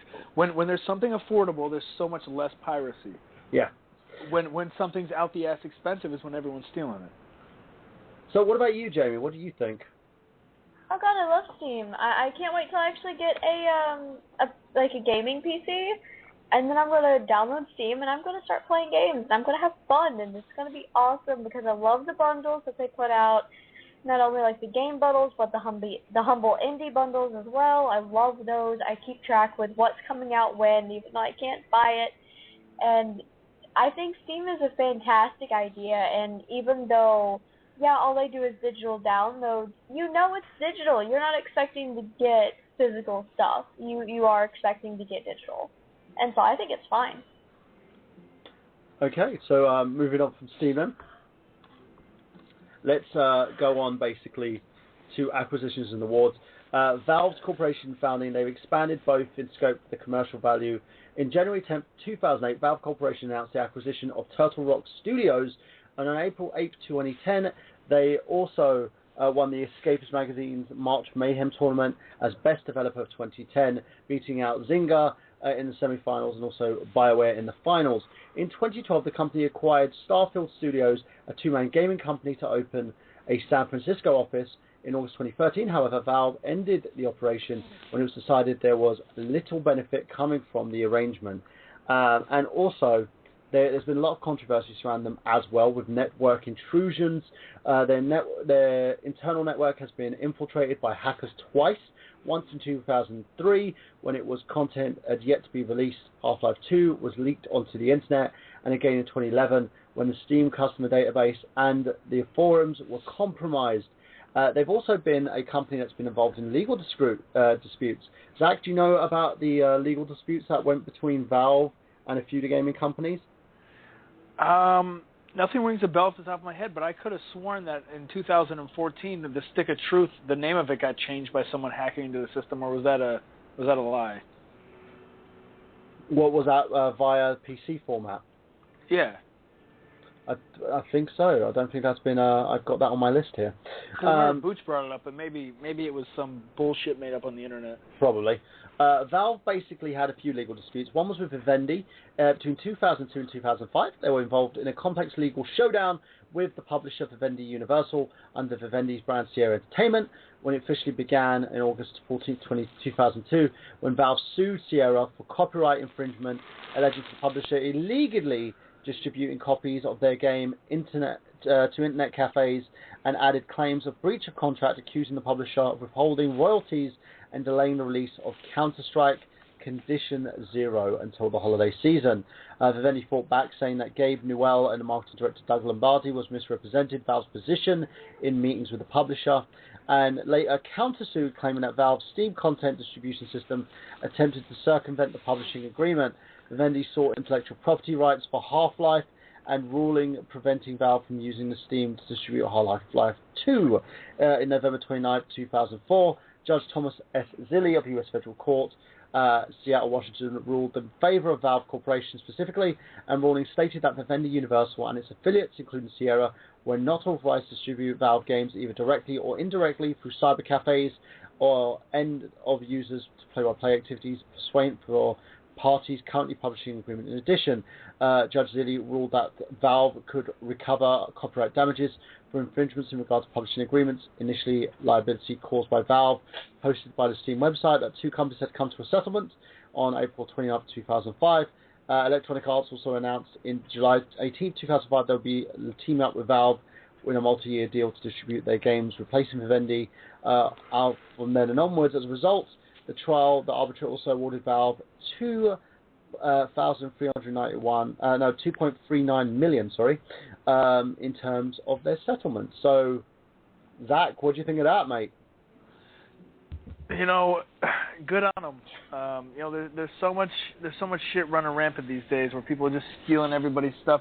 I was just watching a documentary about Tesla and how everyone stole his shit. So,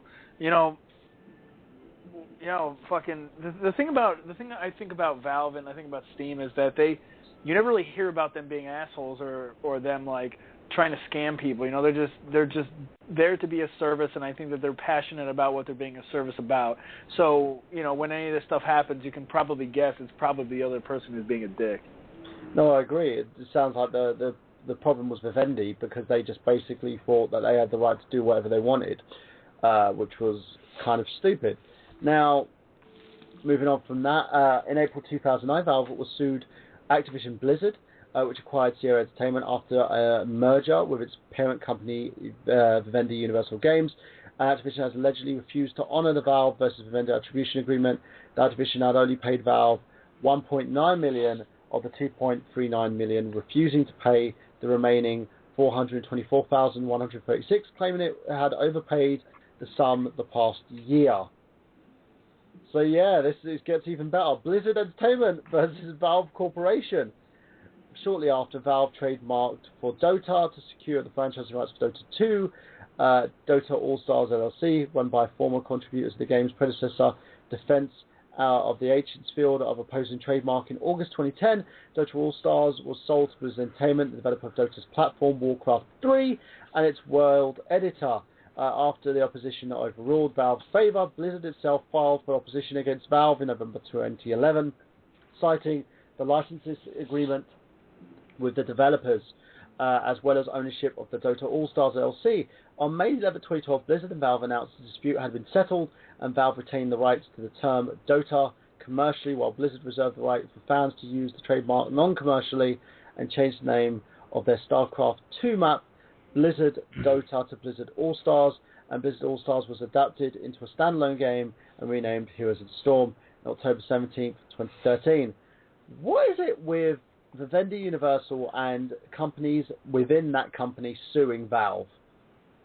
It seems like every single chance they got, someone was going to sue Valve for something. Yeah, well, they see something that works and see something that makes money, and they want a piece of it. Yeah, no, I agree with you on that one. So now let's basically go into the whole understanding of say, I think I'm going to call it of the favorite games that you like to play under the Valve banner. So let's ask you first, Zach. Your favorite game that you like to play under the Valve banner. What game is that? The one I played the most is going to be Left 4 Dead. I was really into those games. I thought there was so much to offer, and I really liked them. And the thing of it is like Left 4 Dead, you can play it as like 5 campaigns long to see the whole story or whatever DLC that they introduce, or you could just play one campaign and then walk away. So I liked it a lot, but I will say, though, the game that probably left the longest impression with me is probably Half-Life 2. Half-Life 2 is it's such a good game, and there's just so much I don't know, there's so much stuff about that game, and you know, when I went in to play that game, I already knew that everybody in the world pretty much loved it. It was a great game, but the game I played the most that they were involved with was the Left 4 Dead series. What about you, Craig? What do you think?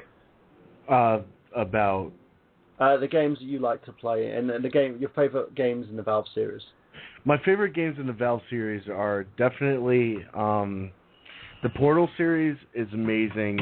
Half-Life, Counter-Strike. I don't know if that's like kind of like a mod thing, but I love Counter-Strike. I thought that was like one of the first multiplayer online experiences that I really enjoyed a lot. And shit, man, there's so many good games.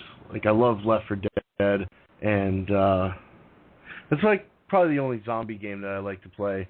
Left 4 Dead. It's cool because, you know, that game just kind of throws you in there in the mix, and it's like zombie apocalypse. Like, you know, there's not a lot of story. It's just kill. Yeah, the thing about Left 4 Dead is I feel like the first one was serious and like they're trying to make it scary and like real. Yeah. And the second one is just like it's like a comedy. The shit that happens in that game. Yeah, yeah, and that's kind of how like if you watch a lot of the zombie movies, they're kind of like silly. Most of them are at least.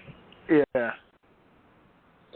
So, why do you find that franchise kind of intrigues you a lot more? Is it because of the fact that it's just zombies? Well, the way they handle it, it's not like a survival horror thing. It's not, you know, it's like an arcade shooter, but with zombies. It's its primary thing. Plus, the fact that you have a band of three other people with you. It's kind of cool. It's kind of neat. Yeah, even more than like a first-person shooter, that's a team-based game. You can't win that game just by yourself. You couldn't win that game with one character. It takes all four, or at least more than one, to beat that game. No, I agree with you on that one. For me, it was actually one of my favorite games to play because I just enjoyed. It was one of the first games I actually played online with as well. So I enjoyed the team environment, the team atmosphere with the game itself, and it was it was a whole bag of awesome sauce. In a sense, you couldn't go wrong with that game, and I'm so glad that it was. And the great thing about it, and I always keep talking about this, replay value. Yeah. It seems that Valve's games have a huge ton of replay value because even now the Left 4 Dead servers are still active. Yeah, I mean even Portal has a shit ton of replay value. After you beat Portal, it has the challenge maps. Yeah. Which will take you forever to beat. They make their shit to where there's definitely a ton of replay value, absolutely. And that's the big thing here, and this is where I think you can sum up Valve in terms of value for money. They are a big value for money for anybody who wants to buy it. Say if you're a gamer, you're a hardcore gamer, you don't want to buy for a console, you just got Steam. All you got to do is download Steam, grab some Humble Bundles, and you've got yourself set for freaking years to... I've got enough games at the moment going through the Humble Bundles and paying about £12 for Humble Bundles. I've got enough games to last me for the next probably 2 years. Yeah. You know, and it shows where a lot of gaming companies are sitting there trying to make you part with £40 or $40 for like a demo, for instance, of a certain game. You've got other companies like Valve coming up with ways to allow you to play on the cheap in a sense. Fair play, you don't own the games, but it's also led to them to expand into the console market with the Steam machines. Now, basically, Newell has been critical of the direction that Microsoft has taken with the Windows operating system, making it closed architecture similar to Apple's products. They stated they believe that it will change made to Windows 8 are a catastrophe in everyone in the PC space. Newell identified that the open source Linux platform as an ideal platform for Steam, knowing that the only thing holding back is adoption and lack of games. In 2012, Valve announced that they were working on a console PC hybrid for the living room, and which was unofficially dubbed the media as the Steam Box. And it's a precursor to such units as SteamOS and freely available Linux-based operating system as well, and it builds upon the Steam client functionality and includes media services, live streaming across home networks, game sharing with families, and parental controls. And SteamOS was officially announced in September 2013 as the first several announcements related to the Steam Machine platform, as well as a unique game controller In early summer 2014, Valve announced that the company's own SteamOS-powered Steam machine would be delayed until 2015 due to problems with the game controller. So, guys, with the Steam machine, thoughts? Do you think this has the opportunity to take over the gaming market, so to speak? Oh, yeah. I think it does. Okay, Jamie, so tell us why you think that. Well, simply because Steam is such a big thing on PC, and to be able to play Steam without PC, I mean, I jump on that simply because, you know, I don't know, it seems like a really great idea. I'm looking at, you know, saving up and dropping at least $700 on a good gaming PC when they're going to be like, hey, you know, here's a cool console and you can play Steam on your TV with a game controller. Yeah, hell yeah. Well, they've even started integrating Steam into like television systems, haven't they, with the Steam app? Yeah. So it's a big thing, and they've expanded themselves to the point where they don't even need the PC platform anymore. They can go in a different direction altogether. What about you, Zach? Do you think expanding to the Steam machine is a great idea? I think it's a fantastic idea. I mean, I'm going to say that the biggest amount of gamers, you know, by sectioning off console versus PC is without a doubt PC. So I think a lot more people would be willing to play PC games if you could Bluetooth a keyboard and a mouse, or at least USB or whatever. So that's kind of a defining factor for a lot of people who play games, is that they want the keyboard and mouse and they don't want the fucking controller.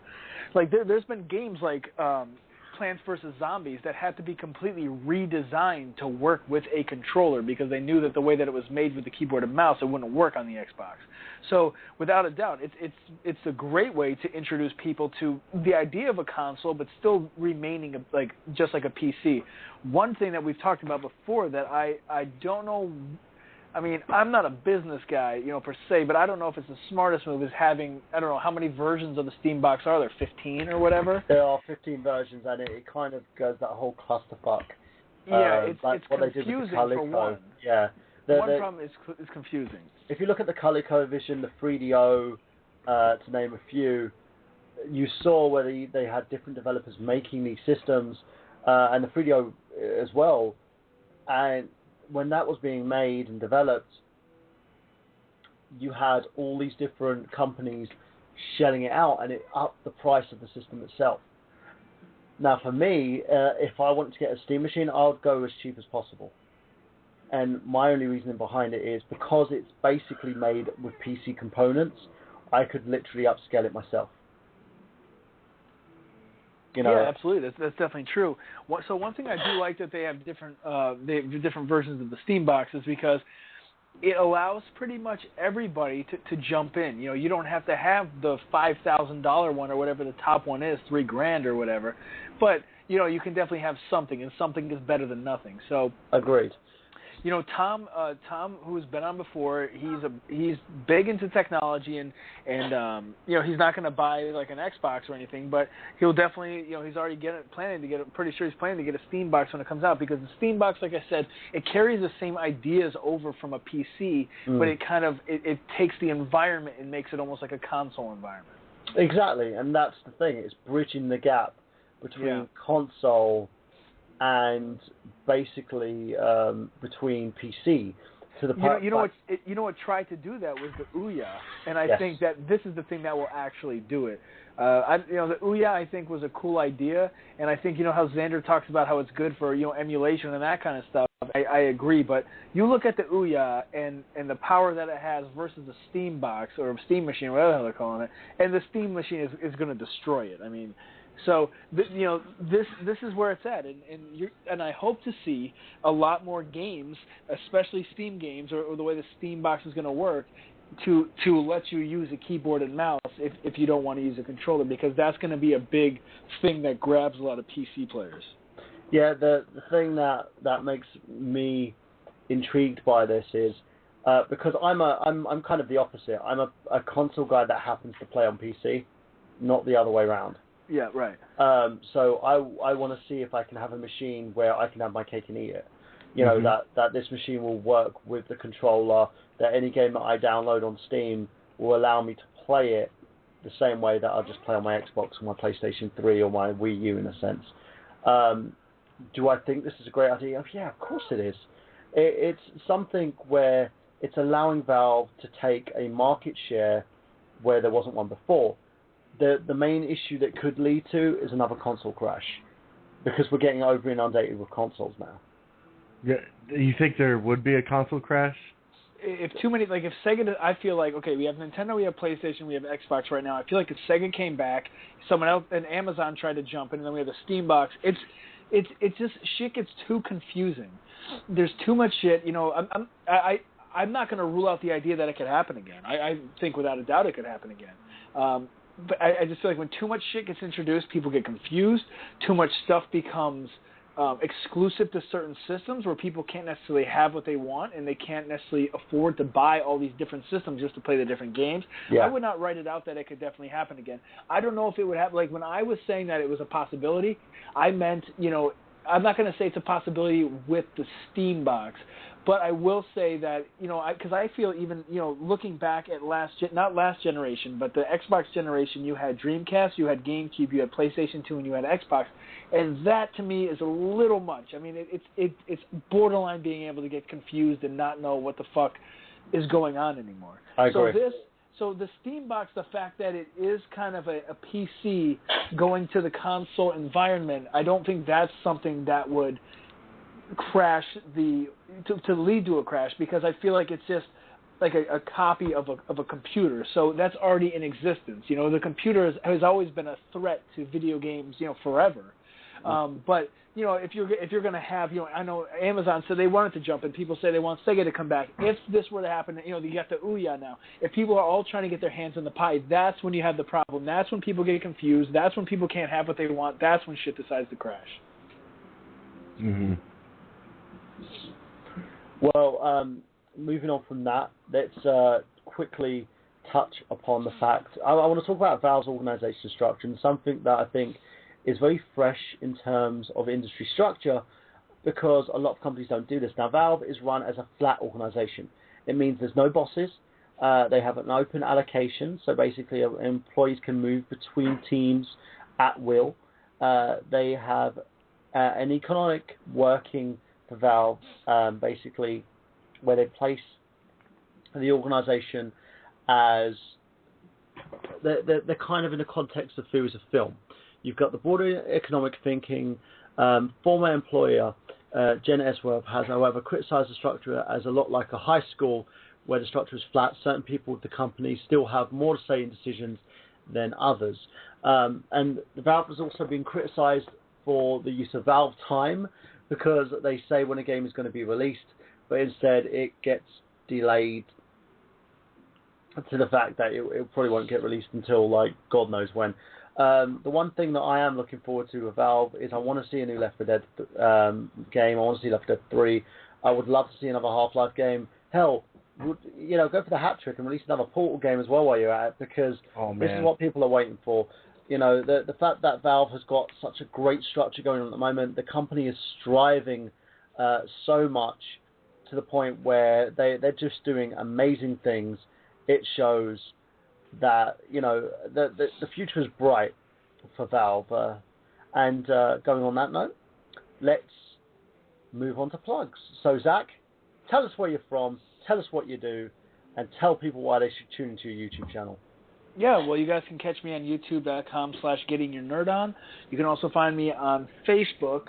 Just search Getting Your Nerd On. Trying to think what else I'm doing these days. Find me on Retro on Limb. Anyway, I'm starting a new series very soon called Gameology. Nobody fucking steal that shit, because I know that I've said it today. And I'm going to be taking a real close look at games. I'm going to say, why it's good, why it's bad. I feel like too many people give reviews and they don't say why things are bad. They say, have you seen my reviews? No. Well, I've seen some of them, but the thing of it is that when I watch some of these other people, okay, so when someone reviews F-Zero and they go oh, this game is this is the best racing game on Super Nintendo, 5 stars, and it's okay, well, one thing is that it's only a one-player racing game, so that takes it away from 5 stars already, and people don't necessarily want to, they don't want to fucking eat away a lot of people at why these games, it's not that they're not classics, it's just that they're not as perfect as you remember them as a child. And I'm definitely going to go into that. I'm still going to do my dumpster finds. I'm figuring out what I'm going to do about pickup videos. Kyla's going to be taking a break from the channel for a while, so I'm figuring out what I'm going to do that way. Anyway, I'll have something up tomorrow in some form. It's going to be a pickup video of some form tomorrow. But yeah, check us out, Getting Your Nerd On, and yeah, that's it. Well, Zach, we'll talk after the stream. I might have a few ideas for you. Yeah, absolutely. So, Jamie, tell us where you're from, tell us what you do, and tell people why they should see your sexy self. Well, once again, I didn't know I was sexy. I do a lot of things. I have a cosplay page, Hazardous Cosplay, HAZRD-US Cosplay on Facebook. That's also my Instagram name. You can find me by Shimeji Crafts, SHIMIGEE Crafts on Etsy. My Etsy shop is finally open. You can find me on Tumblr by that name. It's just an art Tumblr, so I don't post too much. I also have a crafting page on Facebook by that name, and I've just started a YouTube channel called Shimeji as well, same spelling. I do a little bit of everything on there, and so far I've been uploading a video about once a week, and people seem to kind of like what I do, so I'm going to keep doing I enjoy what I it. do. I literally can't miss a video from yourself as well. Same as getting your nerd on. There we go. Got it out of my mouth. And guys, so make sure you check those out on nerdgenius.com as well. And also Xander Scully on the Excess Gaming podcast. Xander couldn't be here today because he's actually had a bit of a clash in terms of timing. So he's going to be back next week, hopefully. He's got band practice today, so he's got to go and do a gig. And the great thing about Xander as well, check out his channel at the moment. He is trying to get the petition jump started for the new Fatal Frame game. It's only being released in Japan at this point in time. He wants it released in the US and the UK, in Europe basically. So if you're a gaming fan, go over to Xander's channel. It's Xander Scullion, XANDER SKULLION. I'll be posting the videos also on the I Got Gameplay Facebook page, facebook.com/IGotGameplay as well. He's doing a good thing. He's trying to do this for a good cause, guys. He wants to make sure we get a Fatal Frame game on the Wii U over here because it looks damn sexy. And now let's go over to Craig. Of course, Craig, tell people where they can find your sexy self. Well, you can find me on Thursday nights here on the Retro Unlimited Network.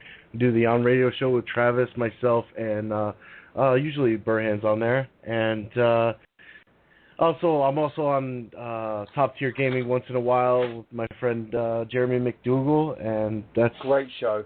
Yeah, it's a great show. We review usually video games that we enjoyed from the past, some new, a lot more old. We did a Skyrim episode last week, and we tried to break down that video game. That was a lot of fun. So definitely check me out there. And if you want to get a hold of me, I'm on Facebook, Craig Kellerman. So make sure that you do that, guys. Craig is freaking awesome. I can't wait to see more coming out from Craig as well. The Radio show again was on hiatus this week just due to Travis basically making his move over to New York, the big scary world of New York, of course. So make sure that you check that as well.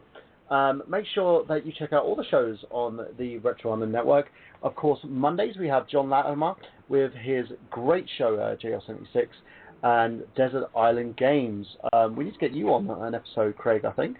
I'm going to speak to John about getting that done. We had Jamie on an episode. I believe it was it this week, Jamie? Or was it the week before? I think it was week before last. I think it was. Oh gosh, it was so much fun. Yeah, it was a great episode on there. John and Jamie basically got to put all her little heart out and talk about all the things that she liked. So guys, check that out. It was a great episode there. Check out a load of episodes that John's done. He also did an episode with Golden Duke and Chain. He had one with Zach as well. Zach was on, I believe it was one of the very first ones on the Retro Island Network, wasn't it, Zach? Yeah, I think it was the first one. Yeah, and you had Rob Mann on episode as well, talking games. I'll tell you something, it's one of the cornerstones of the network. Now, Tuesdays we have the amazing Untitled Movie Show with Miguel Leon, myself, Dave Wade, and a is it plethora? Plethora. There we go. Plethora of different circulating hosts on the show as well. We talk film reviews like no other place, and this week we're talking Michael Bay because Michael Bay needed to be talked about, and we did a nice little retrospective on him and all his movies and franchises, and the reasons why we felt Michael Bay has kind of slipped off the radar in a sense in terms of his quality, compromising his quality for the big bucks and special effects. So you can check that out. Wednesdays, as my great friend Craig has stated, top tier game reviews with Jeremy McDougall. Thursdays, the Radio Show with Travis Goss, where we basically, it's one of those mornings do radio shows where we talk about loads of topics that's going on. Usually we blame Florida for something. Usually what happens, isn't it, Craig? We would blame Florida for something because Florida's crazy.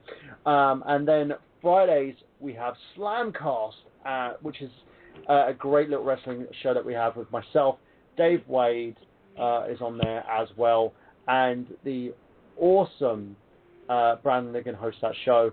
It's a great show. We talk wrestling events going on during the week, and we also have some special guests, like some very top quality wrestlers in there as well. Saturdays I got gameplay 8 p.m. every Saturday, and the great thing coming up for next week's episode, we have got another special guest. He was one half of Twin Perfect.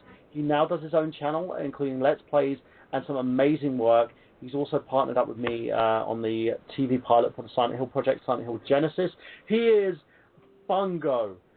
Guys, this is going to be an unmissable episode. Bungo's going to talk about his loves, his hates, and how the Silent Hill, the real Silent Hill experience was basically a project that was in the making for years on end. So you've got to make sure that you check that out, guys. It's going to be a great interview with Bungo, with the rest of the hosts here as well. And basically, I believe every Sunday we had a couple of shows on Interfactual, as well as a show with Nathan Mercier, which basically will be coming back soon.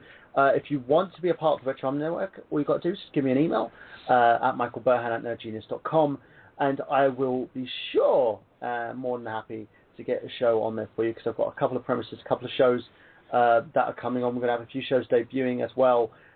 Things are looking up. Over 11,000 listens for the network, and we've only been around for, I believe it's been nearly 9 short months, and it's been great. We've been very, very successful, something that I can admit, the heart and soul of everybody that's put their basically talents into this network. And I Got Gameplay has now officially surpassed the 1,000 listens an episode with our Twin Perfect episode, which Zach was a part of. Guys, I have to thank each and every one of you that keep listening. If you want to continue to support us by buying an I Got Gameplay t-shirt, because that would be amazing. You can also check me on youtube.com/thenerdgenius. I do everything from like gaming reviews to film reviews to this job for hire, which is making its comeback, to interviews as well. The recent video that I posted was a street interview session. It was a premise come up by basically Nadia D, who does a YouTube channel herself called D's Vlog. She asked me to do an interview based on question and answer. So I decided to take it out to town, put the Michael Burhan spin on it as well. So basically, guys, that's it for today's show. Check out everybody's content. Go to nerdgenius.com to see loads of stuff, including reviews, gaming stuff, everything that's going on. If you're going to Hyper Japan, I will see you there. And just remember, for Zach Latour, for Jamie Styles, for Craig Kellerman, for Xander Scullion, for Travis Goss, and for each and every one of you guys, my name is Michael Burhan, saying that we've got gameplay. Have you?